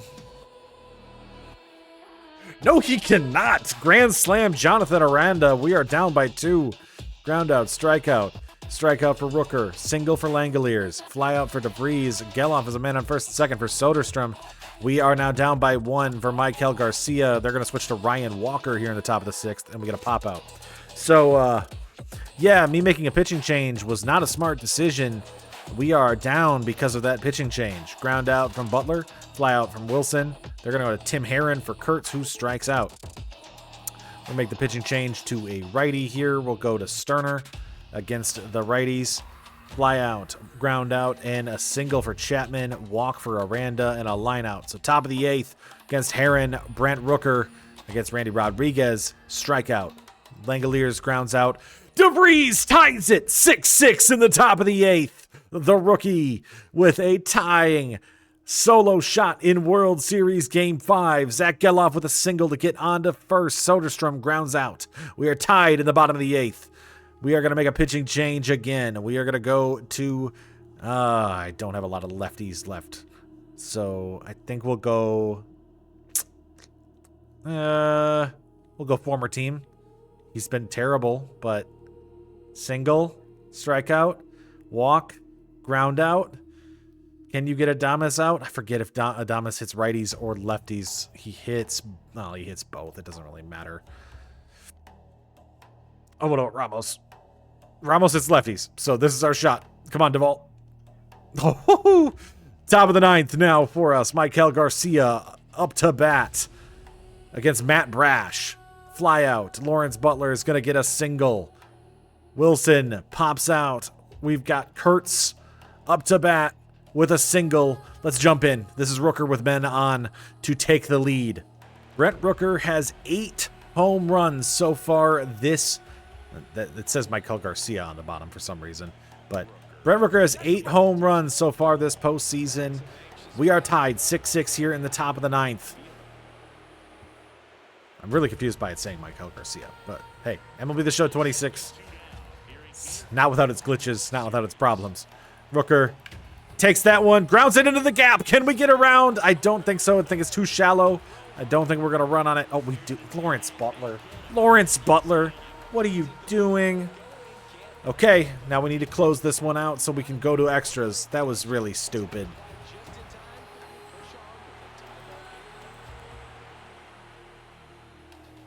I'm letting the computer run it. They're going to Edwin Yaseda in the 9th.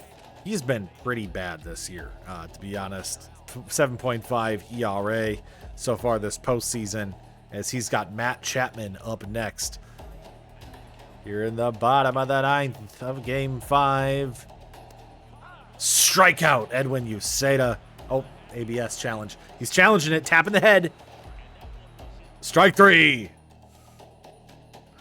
And so back to quick manage against... I guess, Jonathan Aranda, who's got the grand slam. He's going to ground out. Jung-Hoo Lee is going to strike out. We're going to extras.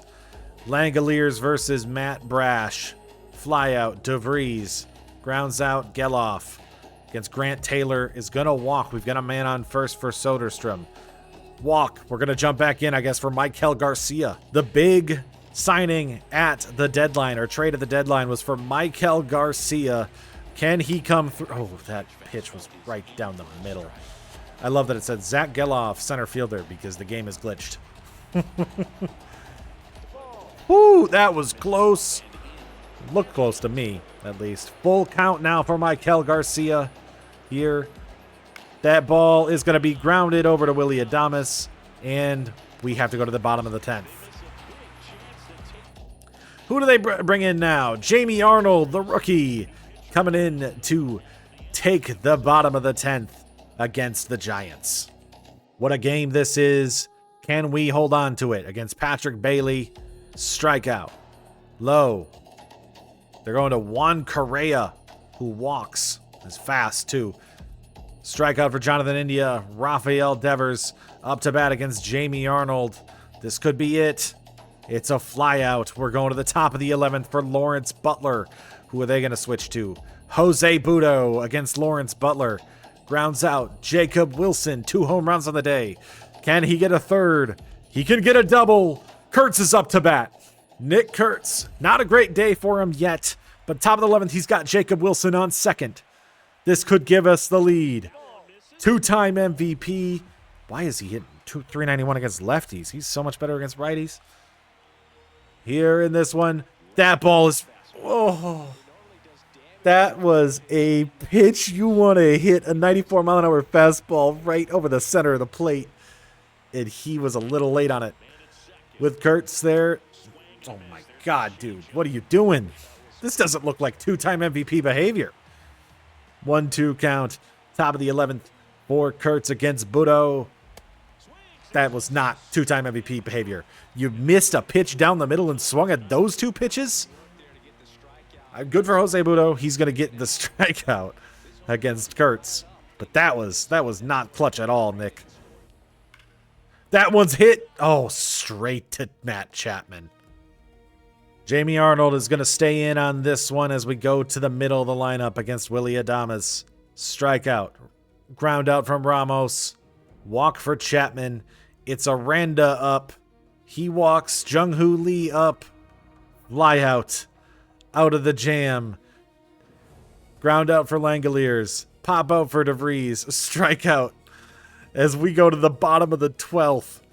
Single for Patrick Bailey. Walk. We've got a man on first and second. I think it's time to make a change here. I just don't have a lot of pitchers. I think I might just stick it out. Error. They've got bases loaded for Devers. Yeah, let's jump in and see if he can hold on to it. Jamie Arnold, 39 pitches deep here against Rafael Devers, who just has to hit it deep into the outfield. There are no outs.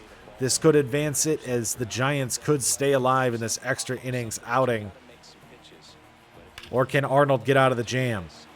Dude, if he can get out of the jam, that is one fantastic performance from the rookie here in the bottom of the 12th. This is probably one of the longest jump-in games we've ever had. As swing and a miss. Strikeout. Rafael Devers.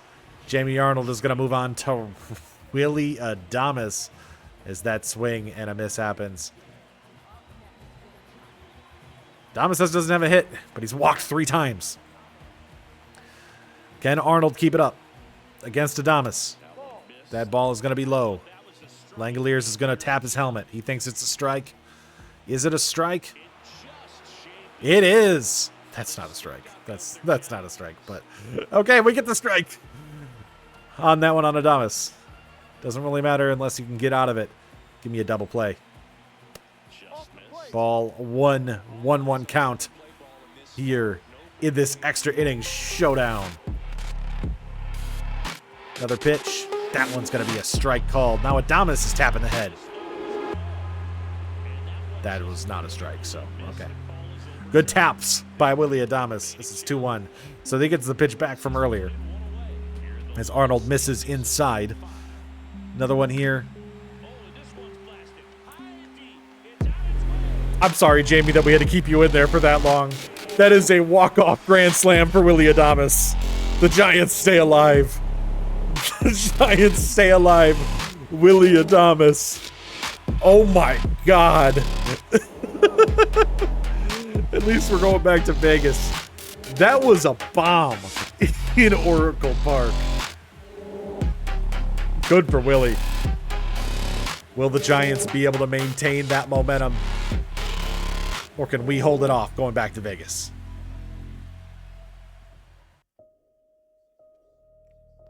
I don't know how many times in Major League Baseball history that you give up 2 grand slams in the same game in a World Series, but we did. So, look, we got to capitalize. We used a lot of our bullpen that game, but it's McClanahan's time against Alcantara in this one. So, against the Giants now in Vegas. Single from Jonathan India to start. Double play gets us out of it with Devers. Wilson's going to strike out. Kurtz is going to ground out. Rooker's going to ground out. Ramos strikeout, and Aranda strikeout. Actually, that was a grand slam from both Tampa Bay Rays. That's crazy, too. I just thought about that. So nothing yet. Top of the fourth. Single from Devers. Fly out for Adames. And did Devers try to steal? Okay. Walk from Ramos. Double. They take the lead off of a Chapman double. Pop out for Aranda. Strikeout. Solo shot. Rooker ties it up 1-1. It's 1-1 in the top of the sixth. Fly out. Solo shot. Elliot Ramos as we are down 2-1. Ground out there.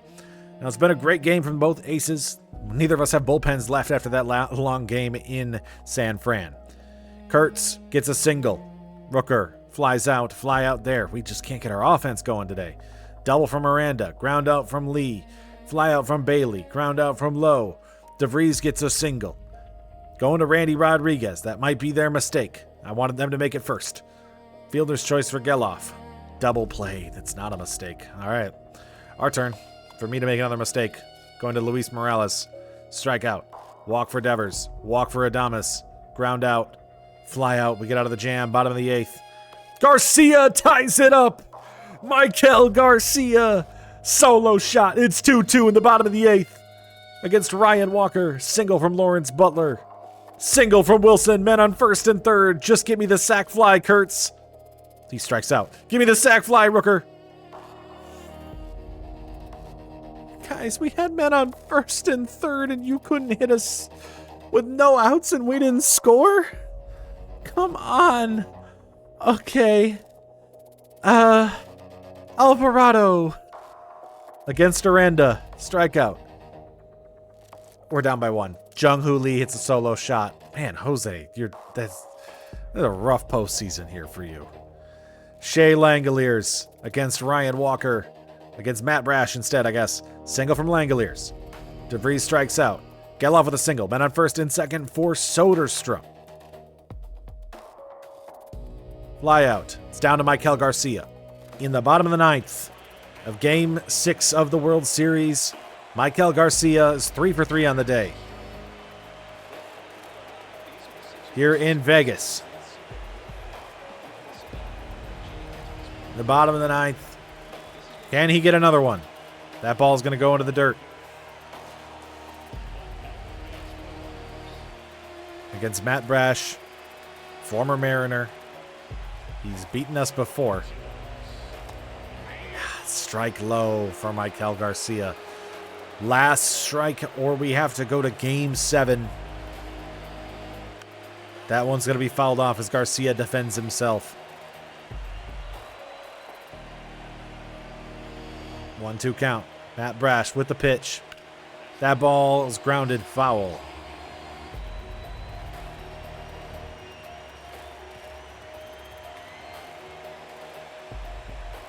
Garcia gets it up the middle. Are we going to get in? That's up to Geloff. Can he get there? We don't run to third. We are tied. Michael Garcia gets the tying run on a grounder up the middle. The A's are back in it. They're going to make a pitching change here. We got a man on first and second. I think this is Lawrence Butler up to bat. I don't know who they're going to go to. We might have another extras game if we don't score with Lawrence Butler. Who they going to? Grant Taylor, 6.75 ERA in the postseason. Lawrence Butler up to bat. He's in 3.11 this postseason. 1 for 3 on the day today. With the pitch. That ball is going to be a strike inside. Law Dog could end it here for the A's. Garcia might have been one of the best signings I've ever done, or best trades I've ever done in a franchise halfway through. Can Law Dog make... Oh my God, that was a meatball. I can't believe that wasn't a hit. 0-2 count for Law Dog against Grant Taylor. With the pitch. Strike 3. He's out. We're going to extras. CPU brought in Martin Gonzalez and said, none of this. We're not going to mess with it at all. We are at the top of the lineup. India, Devers, and Adames. First pitch to India is going to be a single. DeVries is going to take a walk. Men on first and second for Adames, who strikes out. Ramos, walk. Bases loaded for Chapman, who gets a single. We're down by 2. Aranda with a single. Gonzalez. Dude. Couldn't have just kept with what I had, please. Uceda strikes him out. Ground out. We're down by 3. Wilson against Tim Herron. Grounds out. Kurtz gets a single. Rooker with a 2-run shot. We're back down by 1. Langeliers up to bat with 1 out. Strikeout. It's down to Leo De Vries. Game 5 and Game 6 could be on the line in extras for 2 rookies in back-to-back games. Now, that didn't go well for Arnold, but can it go well for De Vries? He takes the first ball up and inside against Eric Miller. I guess all of our rookies have underperformed here. As that ball is going to go deep. It's going to go deep in the gap. Is it going to get down? It does. I think he'll be a double for Leo De Vries. I really wish it didn't get down. I wish that went out. But Leo De Vries with a big double to get into runners in scoring position. I don't... is it Geloff up to bat next, I believe? So now it's for the last year of Zach Geloff, unless I decide to bring him back. Can he... He's hitting .378.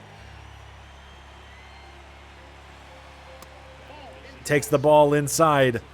The Las Vegas A's fans are on their feet. Hopefully a lot of them travel from Oakland. Hopefully it's actual fans of this team and not just celebrities in Vegas looking for a game to watch, as we're in the bottom of the 10th of one of the greatest World Series ever. 2-0. Back-to-back extra innings games in Game 5 and Game 6.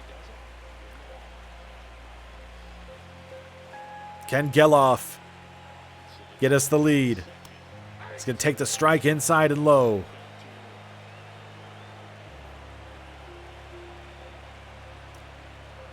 Here in Vegas, crowd is loud. Takes that strike. I don't know what Geloff's thinking. He's not swinging right now, but he's going to have to swing now. Down to his last strike. Oh, okay, glad he didn't swing at that one. Soderstrom is up to bat next.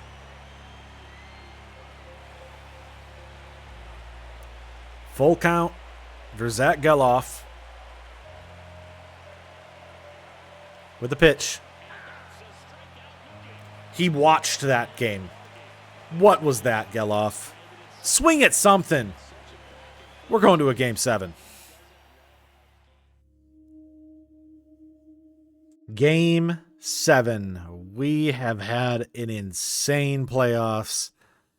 And look, everybody is so excited about how this one is going to go, but I am stressed. Thankfully, we have the pitching advantage. Bailey Ober versus Hayden Birdsong, and this one, Cy Young Award winning Bailey Ober, that is. But I don't know if that's mattered.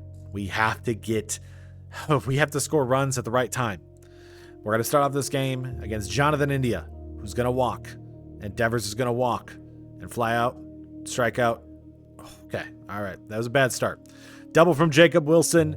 Kurtz gets a single. We take the lead 1-0. Single from Rooker. Men on the corners for Langeliers. Hit by pitch. Bases loaded for De Vries. Sack fly. We are up 2-0. Geloff strikes out. Soderstrom grounds out. Pop out.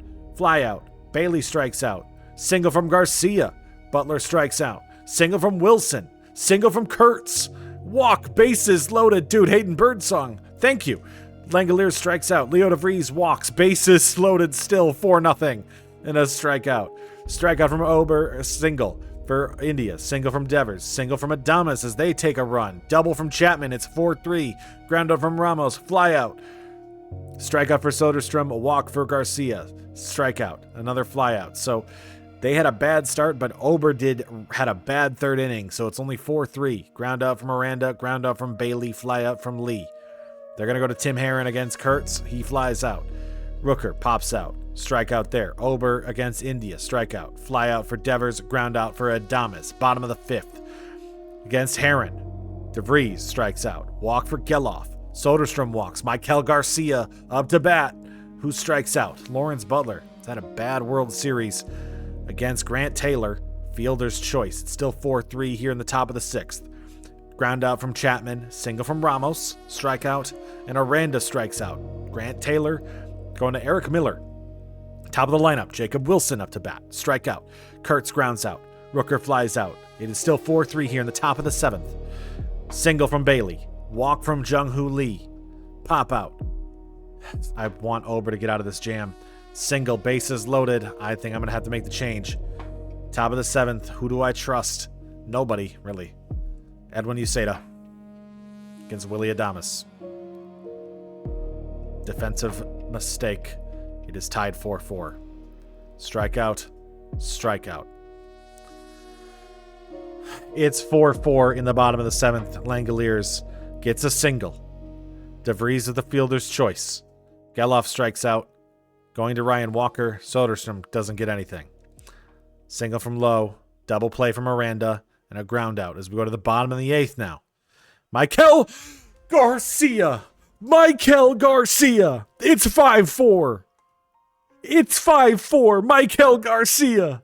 In center field. Lawrence Butler with a double. Fly out from Wilson. Strikeout from Kurtz. A strikeout. We're at the top of the 9th. No, I don't trust anybody. I trust Bubic. I don't know. Walk. No. Strikeout. Strikeout. It's down to Adames. It was down to Adames last time. Our bullpen has just scared me so much. It scarred me so much. 5-4 in the top of the 9th against Willy Adames. Bubic, do your first closing appearance. I don't even know if you've ever played closer. I'd have to go back and look, or if you've ever been a reliever at any point. Man on first for Adames. He's already got a walk-off in the 9th. Thankfully, they're in the top here. As so swing and a miss from Willy Adames. 0-2 for Bubic here at the top of the 9th in Game 7 of the World Series. That ball's going to miss. 1-2 count. With the pitch. That ball is fouled off. Still 1-2 as Adames defends himself in Game 7. Jung-Hoo Lee gets back safely. World Series MVP's got to be Michael Garcia, right? Like, oh my God. If we win. With the pitch. Slightly inside. If we lose, it's Willy Adames. All right. 2-2 count for Bubic. With this one. Swing and a miss! Willy Adames strikes out! Finally! One of the greatest World Series ever! We win in 7 games! However many OT games we needed. This might have been one of the longest sims I've ever done of a single postseason series. Felt like we were here forever. In real time, it was like an hour and a half. That's probably why. As we get it. We're celebrating here in Vegas. World Series champions. But here's the thing. It's not over. 1 down. We need to win 2 more in the next 5 years to consider ourselves a dynasty. And we've got the players. And now, with that World Series win, we might have the money to be able to keep some more of these guys. I don't know if I need to keep Geloff now that I have Michael Garcia, who could play third. So we'll let him walk. But, wow. World Series champion, your Las Vegas A's. Holding up the trophy here in Las Vegas. Different animation, too, because we're in a custom stadium. So, are they going to get us a normal one? They still do. All right. 10th World Series champion for the A's. Let's go rack up 2 more to get to 12. World Series MVP goes to Jacob Wilson, though I think we know Michael Garcia actually deserved that. But playoff MVP, Shea Langeliers. I guess Jacob Wilson did hit .421 in the World Series, which is amazing. ALCS MVP goes to Shea Langeliers with Rooker there, and NLCS goes to Jung-Hoo Lee of the Giants, beating out Jonathan India and Rafael Devers. In the offseason following our World Series title, Zach Geloff is looking for around $20+ million a year.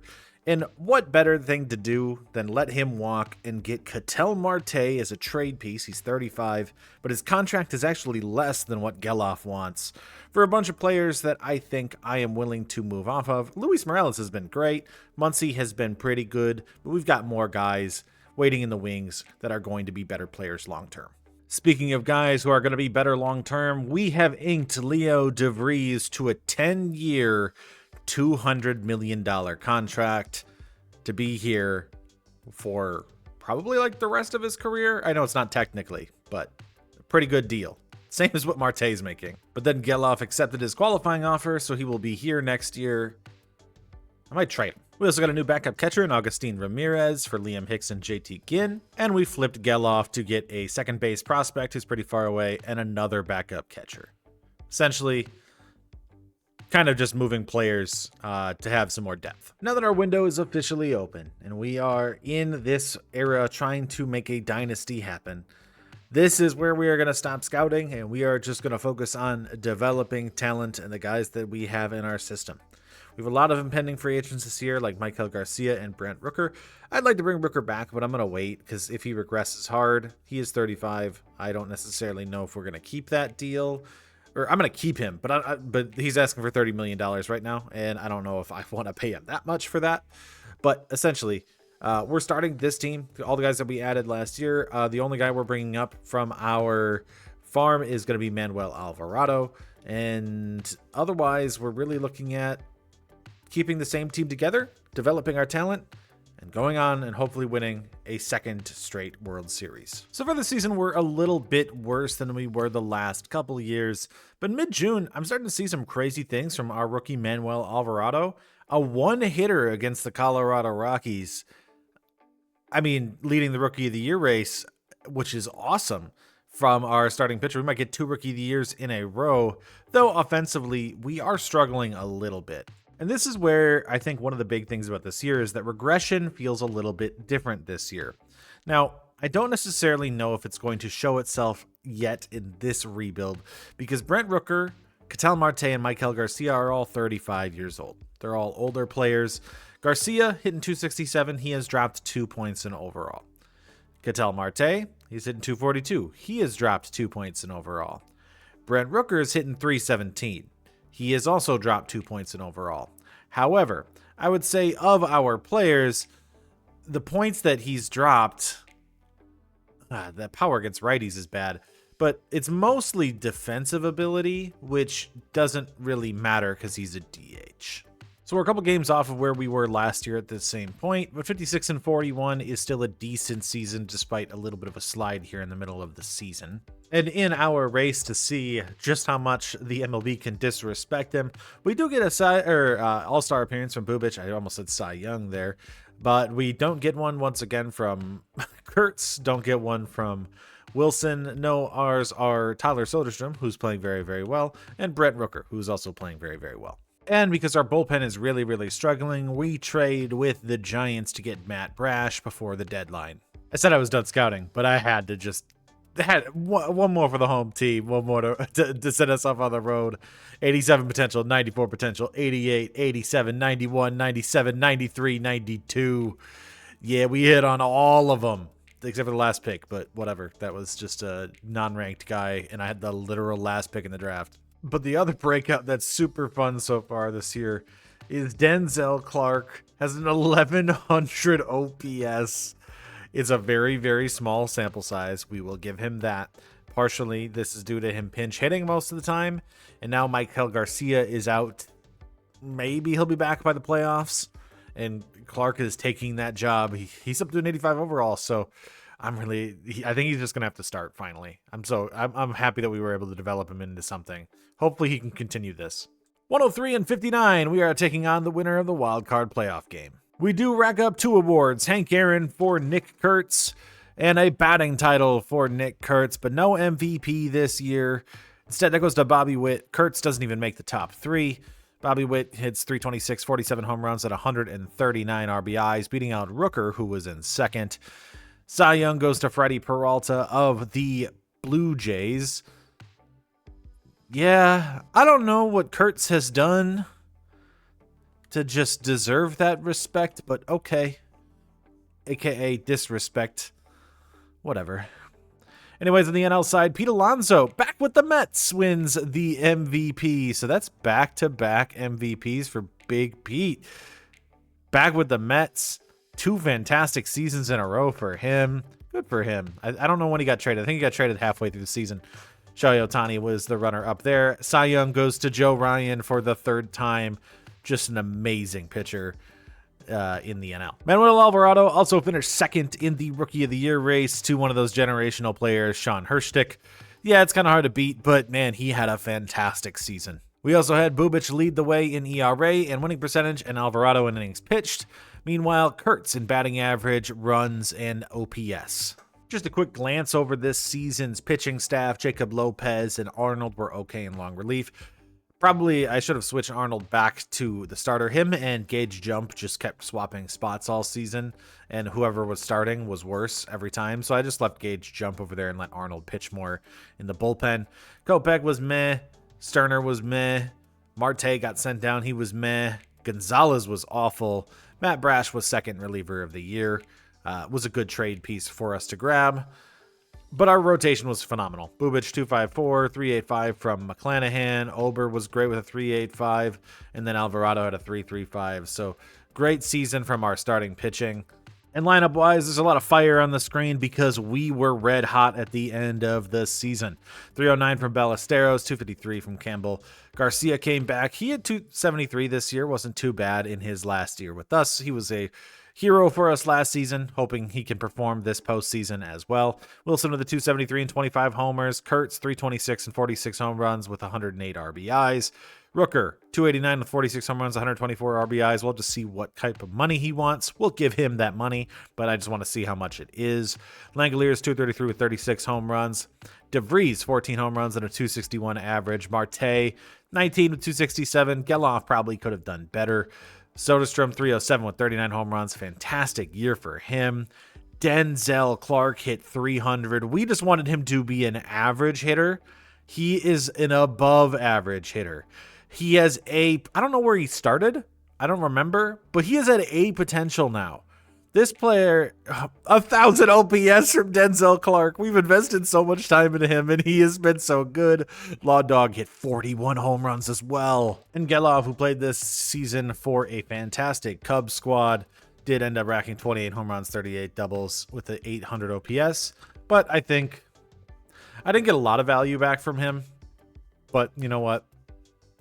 He was actually really, really good. Starting this first series, trying to run it back and win back-to-back, we have to take on our division rival, the Seattle Mariners.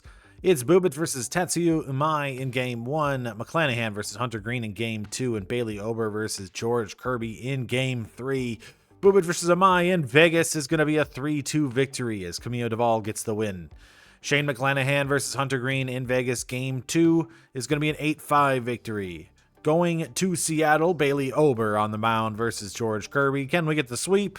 We can. We'll be taking on the winner of the Blue Jays and Yankees. And for the ALCS in Vegas versus New York, we are going to be starting with Arnold on the mound, Manuel Alvarado against Bryce Miller, and Bubic versus Max Fried. We beat this team last year.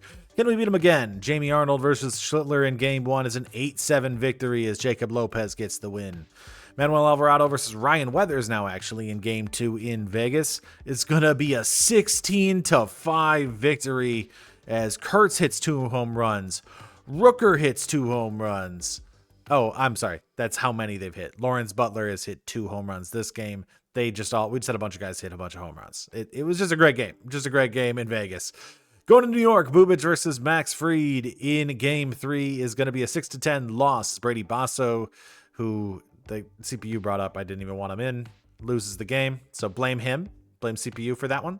McClanahan versus Bryce Miller in Game 4 is going to be a 5-2 victory.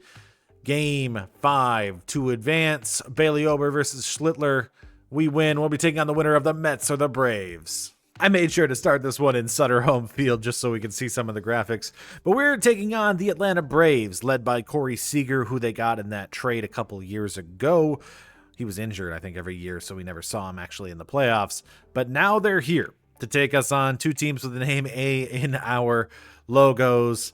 Last year we went against Matt Chapman. This year we get to go against Matt Olson, 2 former A's. As Jamie Arnold is going to take the mound in Game 1 against Hunter Brown. Alvarado in Game 2 versus Schwellenbach, and Bubic in Game 3 versus Smith-Shawver. So let's get to Game 1 and see if our Jamie Arnold can get the victory over Hunter Brown in Vegas. We take an 8-6 win. Kopech taking the win over Dylan Dodd. Game 2, Alvarado versus Schwellenbach. Gets a 4-3 victory as we win both games in Vegas. Alvarado getting that win.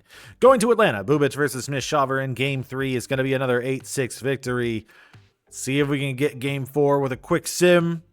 Sweep. Our only loss is when the CPU gave me a pitcher that shouldn't have played. 2 in a row for the Atlanta for the A's. World Series MVP this year is Tyler Soderstrom, and your playoff MVP is also Tyler Soderstrom, who hit 500 this postseason. What? That's unbelievable. All right, on the NL side, Michael Harris gets it for the Braves. Now, it's important to note, we have a bunch of free agents this year. We are going to be losing a bunch of bullpen arms. We're going to be losing Brent Rooker. We're going to be losing Michael Garcia. I'm going to have to pay those guys, some of them, or we are going to have to replace this bullpen as our team is getting a little older now. And we're getting to the ends of our Wilson and Kurtz and all of our younger guys' contracts, and Butler and Soderstrom. Once those contracts end, this team is going to start to be really hard to keep together. It's also important to note that we are still short on a goal, as we have not acquired a Cy Young level pitcher in the draft yet. That's not necessarily saying that we're not going to get one once these guys play, but these pitchers are going to have to start playing soon. Now, I obviously need to amp up our bullpen here, but Alvarado, Biggs, Jamie Reyes, Civil, all those guys need to get their pitching opportunities. And just to settle down our long-term closer for the rest of this dynasty, at least for the next couple of years, we're bringing back Matt Brash. Now, the core members of our team are 28, meaning they don't have a whole lot of time left anyways, so we got to go all in now, so that makes sense. We want 2 back-to-back. And we sell off on Jacob Lopez in order to get 2 relievers down the road. Essentially, I want to bring up some of these prospects. So the older guys have got to go. Jacob Lopez is going to be the first one. Ober's going to go next, but Ober's in his last year of his deal, so we're just going to let him walk at the end of the deal. And this gives us opportunity to bring up another pitcher. We brought up Alvarado. Now we can bring up Vigil. I think I called him Civil before on accident. We can bring up Boggs. We got a lot of guys we can bring up. I mean, we haven't looked at this in a while, but you see we've got a 21-year-old Daryl Boggs, who is our 3rd ranked. We've got Vigil, who is now our 4th ranked pitcher in our system. Thanks to a few good drafts there that we had. Jamie Reyes is 22. Could come up at any point now. I guess that guy's already pretty good. Claudio Perez, I know he's a little bit further away, but yeah, these guys could start coming up. Like, we have the room to do so. Will Harper's 22. He could come up. If we go by top prospects entirely, we are sliding because more like top prospects are showing, but I mean, we're still just ridiculously talented. And so going for the 3-peat, we are going to bring up another starter in Chris Vigil. He is going to play this year, and that will give us room to bring up another guy next year, etc., etc. We brought in Phil Matten on a very cheap deal. We brought back Camille Duvall and Matt Brash. And in the lineup, while I wanted to make room for Woodrow Shaw, who came up in September last year and played really, really well in that little stretch that he played last year, we're going to give him a little bit more time in the minors because I wanted to give an opportunity to a free agent who was still sitting here. Mike Trout, let's get him a ring. Who would have thought that this actually would have worked? I've never been able to develop defensive-based players. Denzel Clarke, despite having 70 contact ratings overall, 58 power, is hitting .329 with a .931 on-base OPS. He already has 3.4 WAR because he's the best defensive player in baseball. When I said this core originally is Jacob Wilson, Soderstrom, Langeliers, Nick Kurtz, Denzel Clarke. The Denzel Clarke thing was a bit of a joke, thinking he wasn't going to be able to develop. But, yeah, he's developed. And at the All-Star break, trying to 3-peat, we are a half game up on the Mariners. We have Manuel Alvarado in the starting pitcher as an all-star game as a starting pitcher. I had that backwards. Blah. Anyways, that's a drafted guy that we have there. Matt Brash is an all-star at reliever. Martin Gonzalez is an all-star at closing pitcher for us. But the most important is Kurtz has finally made an all-star game. That's all it took. Just 2 MVPs and 2 championships. That's all it took for him to get to the all-star game. Any others? Jacob Wilson is an all-star. That's awesome. Soderstrom is an all-star. Rooker is an all-star. No Denzel Clarke.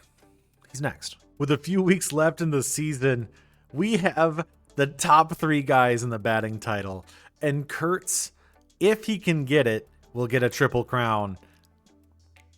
But Denzel Clarke, I mean, he's in 325. But in going for the three-peat, we win 110 games this year, which leads to 5 awards as we get a Delivery Man of the Year from Matt Brash, a Cy Young from Manuel Alvarado, check that off the list, then a Hank Aaron Award for Kurtz, an MVP for Kurtz, but Denzel Clarke steals the batting title from Kurtz as we have the number 1 and number 2 in the MVP race in Kurtz and Rooker.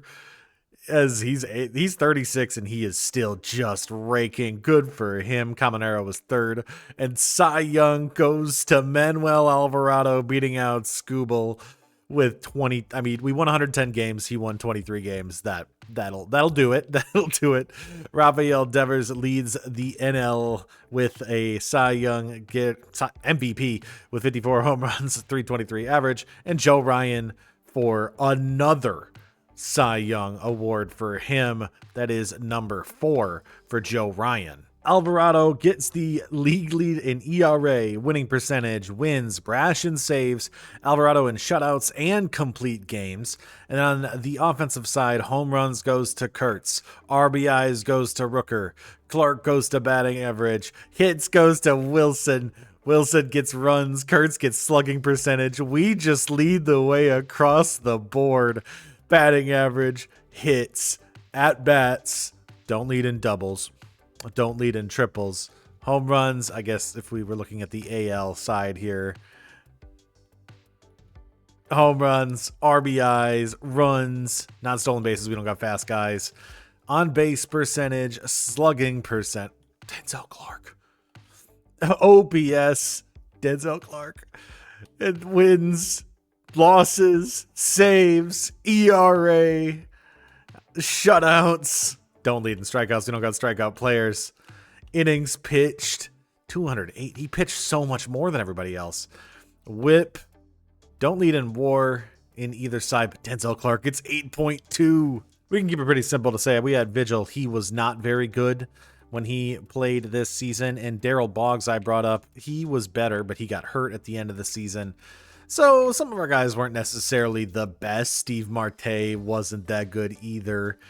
But it kind of all gets knocked out, and we don't really care about that when you consider what we got from the rest of the team. Bullpen was still a little rough. Gage Jump was terrible. Camilo Duvall, not great. Martin Gonzalez, though, was really, really good this year, and Matt Brash was phenomenal. Bubich 494 as he's hitting major regression. McClanahan 374. Arnold was pretty rough this year. Bailey Ober 341 as he starts to regress. And Alvarado with the Cy Young this season, playing 32 games. He played one less game than Scooble and all the other guys, and still led in innings pitched, and was just an overall just dominant all year as he jumps up to an 85 overall.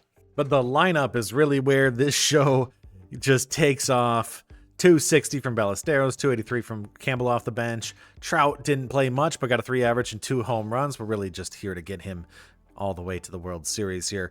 Jacob Wilson, 310 with 31 homers, 272 and 47 for Rooker, 316 and 52 for Kurtz's third MVP. Langeliers had 29 home runs. Butler had 37 home runs, 42 from Soderstrom. Denzel Clarke with 24 home runs.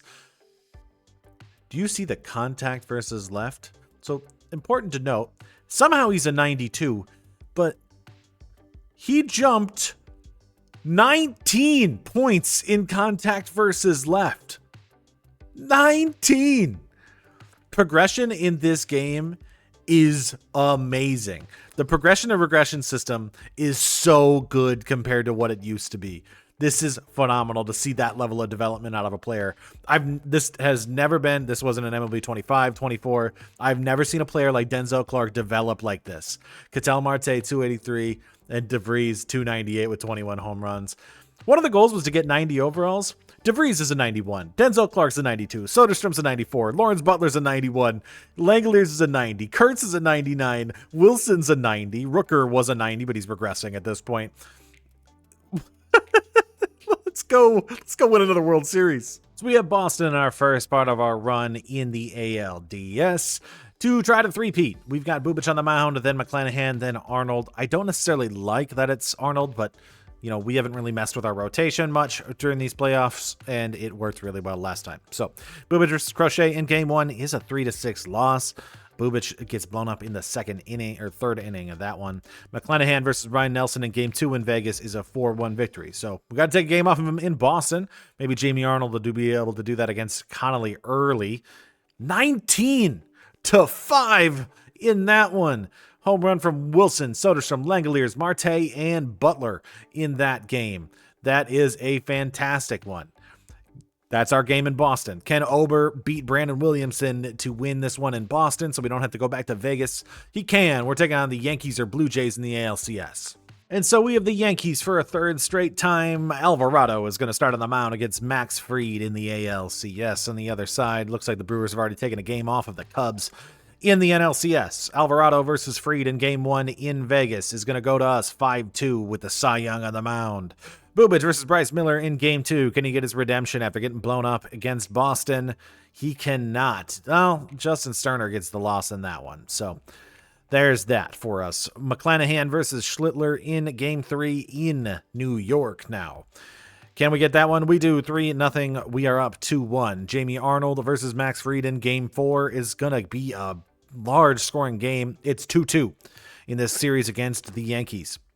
Bailey Ober on the mound versus Ranger Suarez in game 5 in New York. Can we take this one? We cannot. We've got to go back to Vegas. 2 straight elimination games to potentially advance to the World Series. Could be Milwaukee. It could be Chicago.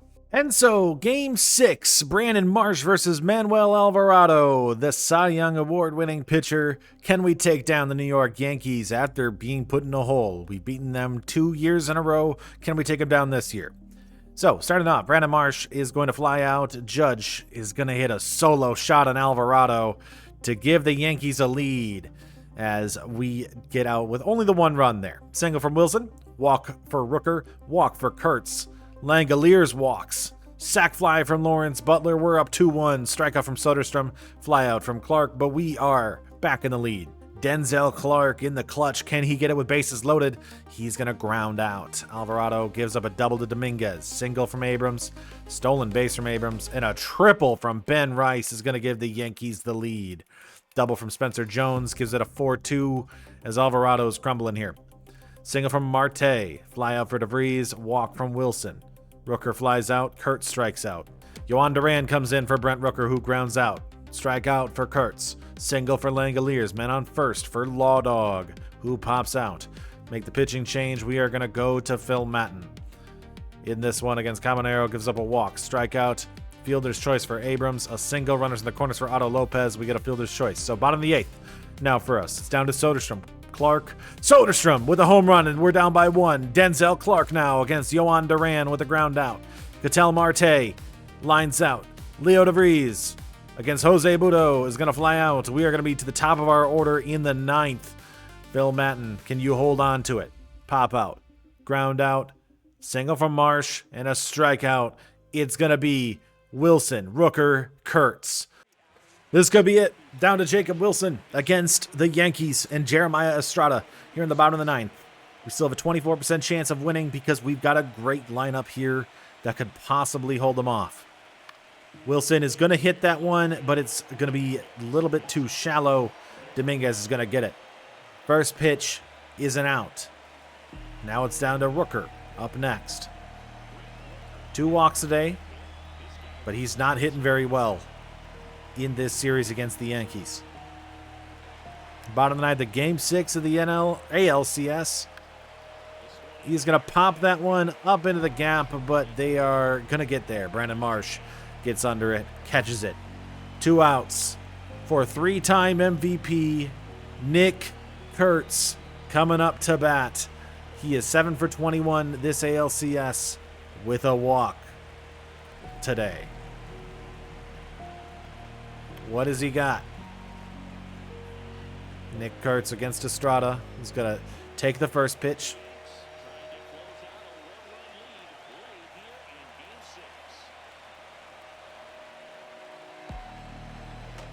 Swing and a miss for Nick Kurtz. 1-1 count.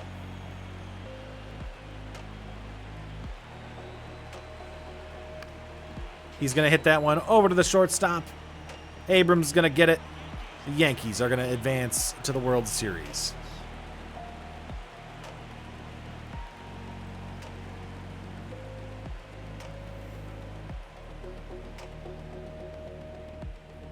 No World Series for us. No three-peat as the Yankees defeat the Brewers in the World Series. But for a dynasty, we just have to win 3 in 5 years. So our window's still wide open. Can we get another one? That season sucks to have lost. We won 110 games, but we've got guys. We'll be ready. I think we got a little bit too cocky last year, and that kind of backfired on us. We did so well in the regular season that when we got to the postseason, we made some mistakes. Now, looking at this upcoming year, this is essentially when the actual last year of the A's would be able to contend, because this is 2032. This is when all the contracts are up for Soderstrom, Clarke, Butler, Wilson, and obviously we already signed Rooker to an extension. I signed them longer just because if we are going to need to go longer, then we will. But I want to take this as this is actually probably the end, realistically, of where their timeline is. If we don't win here, I don't know if we can call it a dynasty. Now, we still would technically have one more year, but I think this might be our last year of our simulation. And so in what is essentially the end of the line for us here, we are going to have Alvarado pitching. Vigil is going to be in the rotation. We are going to bring up Ike Romano and Israel Velasquez. I have more guys I could, but I think that those are the guys that are ready and older. Necessarily. They're probably the best ones and performing the best at the minor leagues. And in the lineup, Christian Campbell is going to take the spot of Ketel Marte this year. I also have Arjun Nimmo, who we traded for a long time ago, who is going to be on the bench, and Woodrow Shaw, who came up in September again last year and hit 320 again. So I like the potential value. I think we're just going to keep him up all year. That's why we didn't bring back Trout, which I do feel bad. I got cocky. I was like, we're going to get him a World Series. And then we failed to do that. 2 months into the season, we're off to we're still doing well, but what is kind of a rough start because our pitching staff has been terrible. 4.77 from McClanahan, 4.6 from Alvarado, 4.8 from Arnold, 5.8 from Vigil, 4.6 from Bubich. Marte is bad. Jump has been okay. Boggs is bad. Velasquez is good. Romano is bad. Duvall is bad. Martin is bad. And Brash is bad. This is a terrible pitching staff this year. Coming off of a Cy Young, that's it's really rough. But despite that, our offense is so overpowered at this point that we are still the #1 team in the AL West at the time of the break with a team average of a 292 and a few all-star appearances, none from our pitching staff because it's awful, but some from our hitting, as Kurtz has 39 home runs and 77 RBIs at the break, which is going to be ridiculous by the end of the season. And then Ketel Marte made an all-star for for Boston, by the way. But then we also get one from Soderstrom in left and Rooker in right. And despite the bad start from our pitching staff, we are leading the MVP race very clearly with Kurtz and Rooker there. But we're leading the Cy Young race as well, because why not? With 1 month left to play, Kurtz is at 60 home runs, hitting 360. 103 and 59, we win our division again. He didn't deserve it, but Manuel Alvarado gets a second Cy Young award. We get a Hank Aaron for Kurtz, an MVP for Kurtz, a batting title for Kurtz, as he gets a triple crown, finally, after skirting around it twice before. Okay. By the way, If you didn't watch the other rebuild I've done already this year, Kurtz was insane in that one too.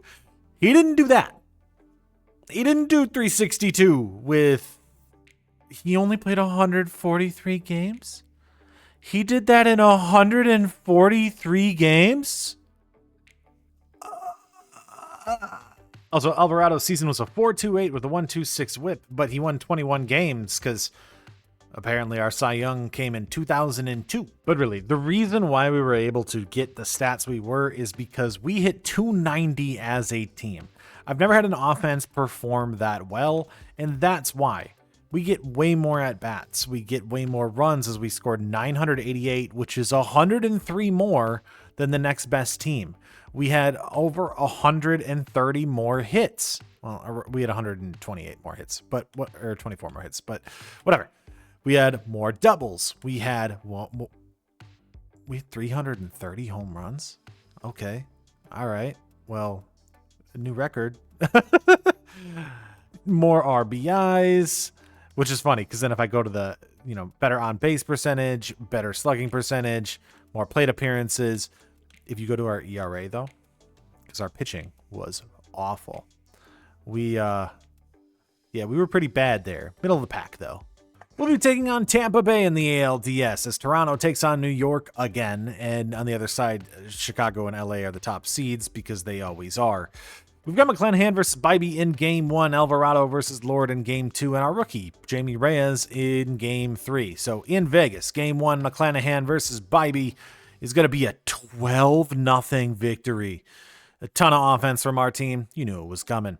Vegas, in Game 2, Alvarado versus Lord is a 2-1 victory. Going to Tampa, Reyes versus Brody Hopkins is going to be a 3-2 victory. We have the Yankees again. Taking on the Yankees again, trying to get our revenge after their victory over us last year. We are going to go Chris Vigil versus Quinn Priester in Game 1 and Cage Jump in Game 2. And McClanahan, my pitching staff has just gotten so much worse because these guys just aren't ready yet. Either way, Vigil versus Priester Game 1 is going to be an 8-4 victory as we take down the Yankees in Vegas. Gage Jump versus Bryce Miller in Game 2. Bubich gets the loss in that one as we are tied. Going to New York, McClanahan versus Ryan Weathers in Game 3. We're going to get the 10-2 victory. Alvarado against Ranger Suarez in Game 4. Gets an 11-1 victory. We are up 3-1 on the Yankees. Jamie Reyes versus Quinn Priester in Game 5. We are taking on the Dodgers in the World Series. Kurtz is hitting .529 so far this postseason. He has racked up now 79 home runs this year before getting to the World Series. And so, to finally get our 3 in 4 years or 3 in 5 years, we're going to have Chris Vigil on the mound against Shohei Ohtani and the Los Angeles Dodgers here in 2032. Game 1 in Vegas is going to go to the Dodgers as Kyle Hurt gets the win over Vigil. Shane McClanahan in Game 2 versus Yoshinobu Yamamoto in Vegas. It's going to be another loss. We lose both games in Vegas, meaning we're going to Alvarado versus Trey Savage in LA. We get a 14-9 victory as we score enough runs there. Jamie Reyes versus Sean Burke in Game 4 to tie it up. We are tied 11-9. We are going to be going back to Vegas. Can we win 3 games in LA? Jump versus Richard Zarco. We lose. We are down to... I think I'm going to go McClanahan and Alvarado if I need them for Game 6 and Game 7.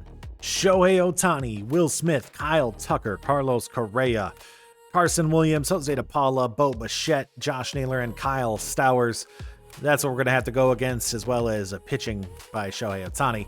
Here to advance to a possible Game 7. So starting off against Ohtani, he's going to strike out. Strike out from Smith, a single from Tucker, but Correa pops out.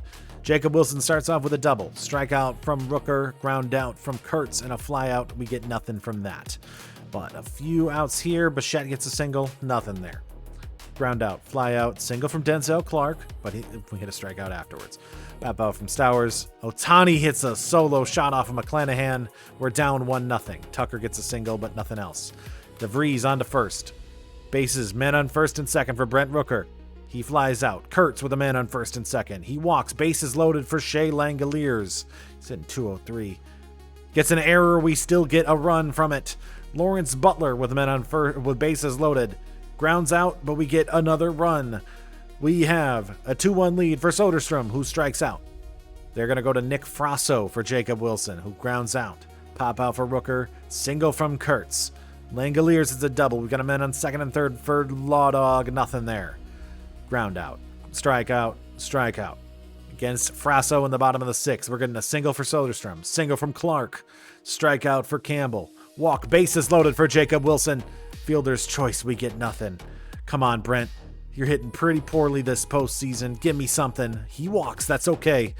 Okay, Kurtz. Bases loaded. You're hitting very well this postseason. Grand slam! Nick Kurtz with a 9th home run this postseason. We're up 7-1. Mark Ono gonna get a line out. McClanahan in the top of the 7th. We're gonna get a fly out. Single from Naylor. Single from Stowers. Men on the corners. Double play from Ohtani. We get out of the jam. Bottom of the 7th.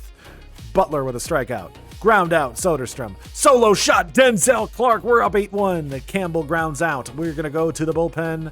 I think we'll go to Boggs here in this one in the top of the 8th. Strikeout. Strikeout. Strikeout. Going to the bottom of the 8th. For Robleski, fly out, strikeout, and nothing from Rooker. Can we get out of this one? I don't know if I want to use a bullpen arm or like a closer, so I'm not gonna. Single, strikeout, double play. We're advancing to Game 7. Trey Savage versus Manuel Alvarado in Game 7. Jazz Chisholm? Okay, well, this team is so deep that they have, I guess they can swap out Correa and Chisholm as they please. Alvarado has pitched more recently, so we're basically just hoping he can get 6. But 6 good innings from Alvarado, our 2-time Cy Young Award winner, would be perfect. Ground out from Smith, fly out from Stowers. Error gets Ohtani onto second, but Chisholm strikes out. Strikeout for Wilson, strikeout, and a single from Kurtz as we get a fielder's choice. Ground out, ground out, ground out. First good 2 innings. Butler pops out, strikeout from Soderstrom. Clarke on second for Christian Campbell, who hits a triple. Man on third as we take a 1-0 lead. Leo De Vries, 2-run shot, Leo De Vries. 2-run shot. We're up 3-0. Ground out from Wilson. 3-0 lead for us here in Game 7. Savage gives up the double to Rooker, who ends his cold streak. Walk from Kurtz on to first, and a 3-run shot. The offense has woken up. It's 6-0. Casey Mize gives up a hit by pitch, strikeout, double play. They get out of it, but we're up 6-0, and Alvarado is pitching a gem. Double from Bichette. That's their first hit here in the top of the 5th. Ground out from Williams and a flyout. Rooker up to bat against Casey Mize, strikeout. Kurtz pops out. Langeliers pops out. Alvarado versus DePaula gives up a single, a flyout from Stowers, and a 2-run shot. I think that's going to be the end of Alvarado's day. He's pitching well, but I think it's done. We're going to go against Ohtani. Israel Velasquez strikes out. Ohtani gets a walk against Chisholm and a ground out there. We're going to the bottom of the 6th now as Butler scrounds out. Strikeout from Soderstrom and Clarke. We are going to go, I think, against Bichette. I think Velasquez will be fine. Ground out there. Ground out there. Naylor grounds out. Bottom of the 7th now. Christian Campbell against Justin Robleski. Ground out. Fly out for DeVries. A single from Jacob Wilson gets on base, but a fielder's choice gets nothing. Top of the 8th, we're going to make the pitching change to go to Martin Gonzalez, who has gotten crushed this postseason, but I trust him the most. Fly out. Strikeout. Fly out. Down to the bottom of the 8th. Kurtz strikes out. Langeliers gets a single. Fielder's choice for Butler. They go Mark Ono, strikeout. We're going to make the pitching change, and we are going to go to Matt Brash in the top of the 9th.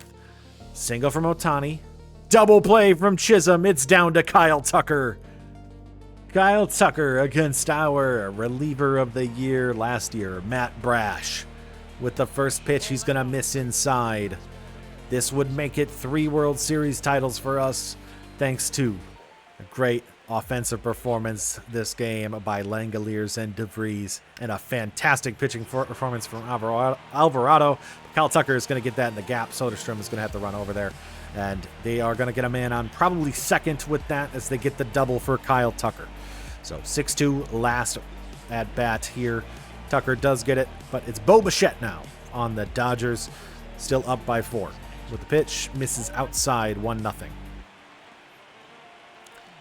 Bo Bichette's hitting 10 for 28. Phenomenal so far this World Series. But you know, our guys can't pitch yet. We have a ton of top prospects, but none of them really can pitch yet, except for Alvarado. That ball is a strike 1-1 against Bichette here in the top of the ninth. Brash gonna get that one in. It's gonna be popped up to the right side. Kurtz is gonna get under it. He's gonna squeeze the glove. Nick Kurtz holds and gets the catch for the A's third World Series in 4 years. A dynasty established in Las Vegas with a 2-time Cy Young Award winner, a 4-time MVP, one of the greatest players of all time there with Nick Kurtz at this point. And with such a good farm system, you know that more would be to come as we celebrate here in Vegas. That's all they really needed with this A's team. It's just money. They just needed money. Everybody knew that. Woodrow Shaw out there, he came up. He was our first round pick 1 year. Denzel Clarke, who, by the way, I think is like a 95 overall at this point, which is ridiculous. I think he started at like an 84 potential. Law Dog was valuable. He's fist pumping. And we, once again, win here in Vegas our third title.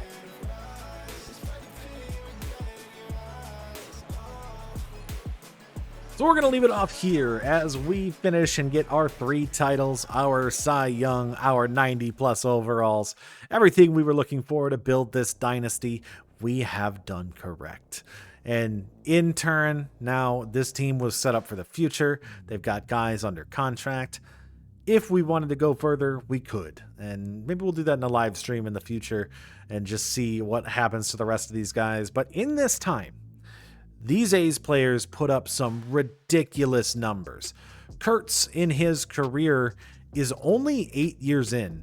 He already has 1,500 hits, 394 home runs, is hitting a career 328 with a career 1,000 OPS, and already at 60 WAR, despite, 59.6, despite not being a great defensive player. Our elder statesman for this team, Brent Rooker, who's down to an 83 overall as he's age 37, had 203 hits in his age 37 season, 430 home runs already, as his OPS has been consistent. Since we started, he ended up racking up 31 home runs, 50 home runs, 48, 48, 46, 47, and 52. And Rooker and Kurtz basically made us kind of forget some of the other less spoken for guys that were phenomenal in this too. Tyler Soderstrom is like a bunch of all-star appearances in left field.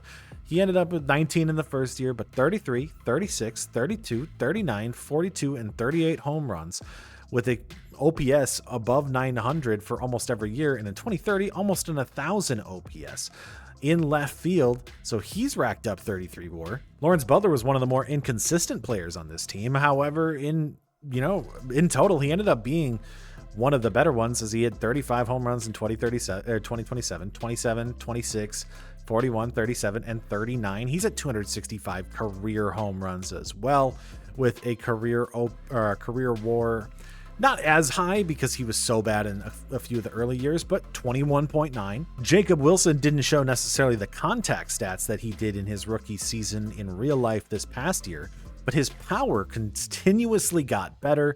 He was a very, very consistent hitter every single year, to a point where he's got a career average of 290 and a career OPS in the 800s. He's not necessarily been like super great. He does have 32.8 WAR in that time. Shea Langeliers has been one of the more like fluky ones, because he had that ridiculous season in 2027 when he hit 50 home runs, but then went back down to 22. And then 35, and then 36, and then 29 and 25, where he's kind of been all over the place, but it's still been good enough to be a consistently positive player. Not as positive as I would have liked. 2028 was really, really bad. Even 2026. Look at the WAR, despite him hitting that 50 home run season. Oh, that's 2027 that he did it. Never mind. I had that mixed up. The 4.2 WAR. 28.3 WAR for him. Actually, technically his best season was this past year. Some of the prospects, like Jamie Arnold, have not necessarily been able to show themselves off just yet, really. but he was pretty good. And he's up to an 89 overall, which is phenomenal. Though I don't know how much that's going to end up being anything. No awards.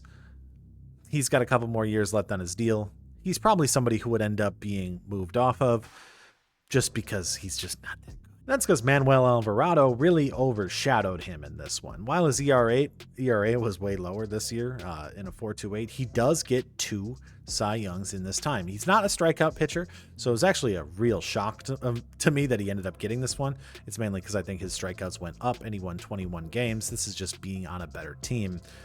But this guy should be pretty good pretty consistently. Another prospect that really showed his stuff that took a lot of time to get there was Leo De Vries, who finally really put it together in the last 2 seasons, hitting 20 plus home runs, hitting around 300, almost a 900 OPS this season, while playing very, very good defense, racking up 8.2 WAR this year.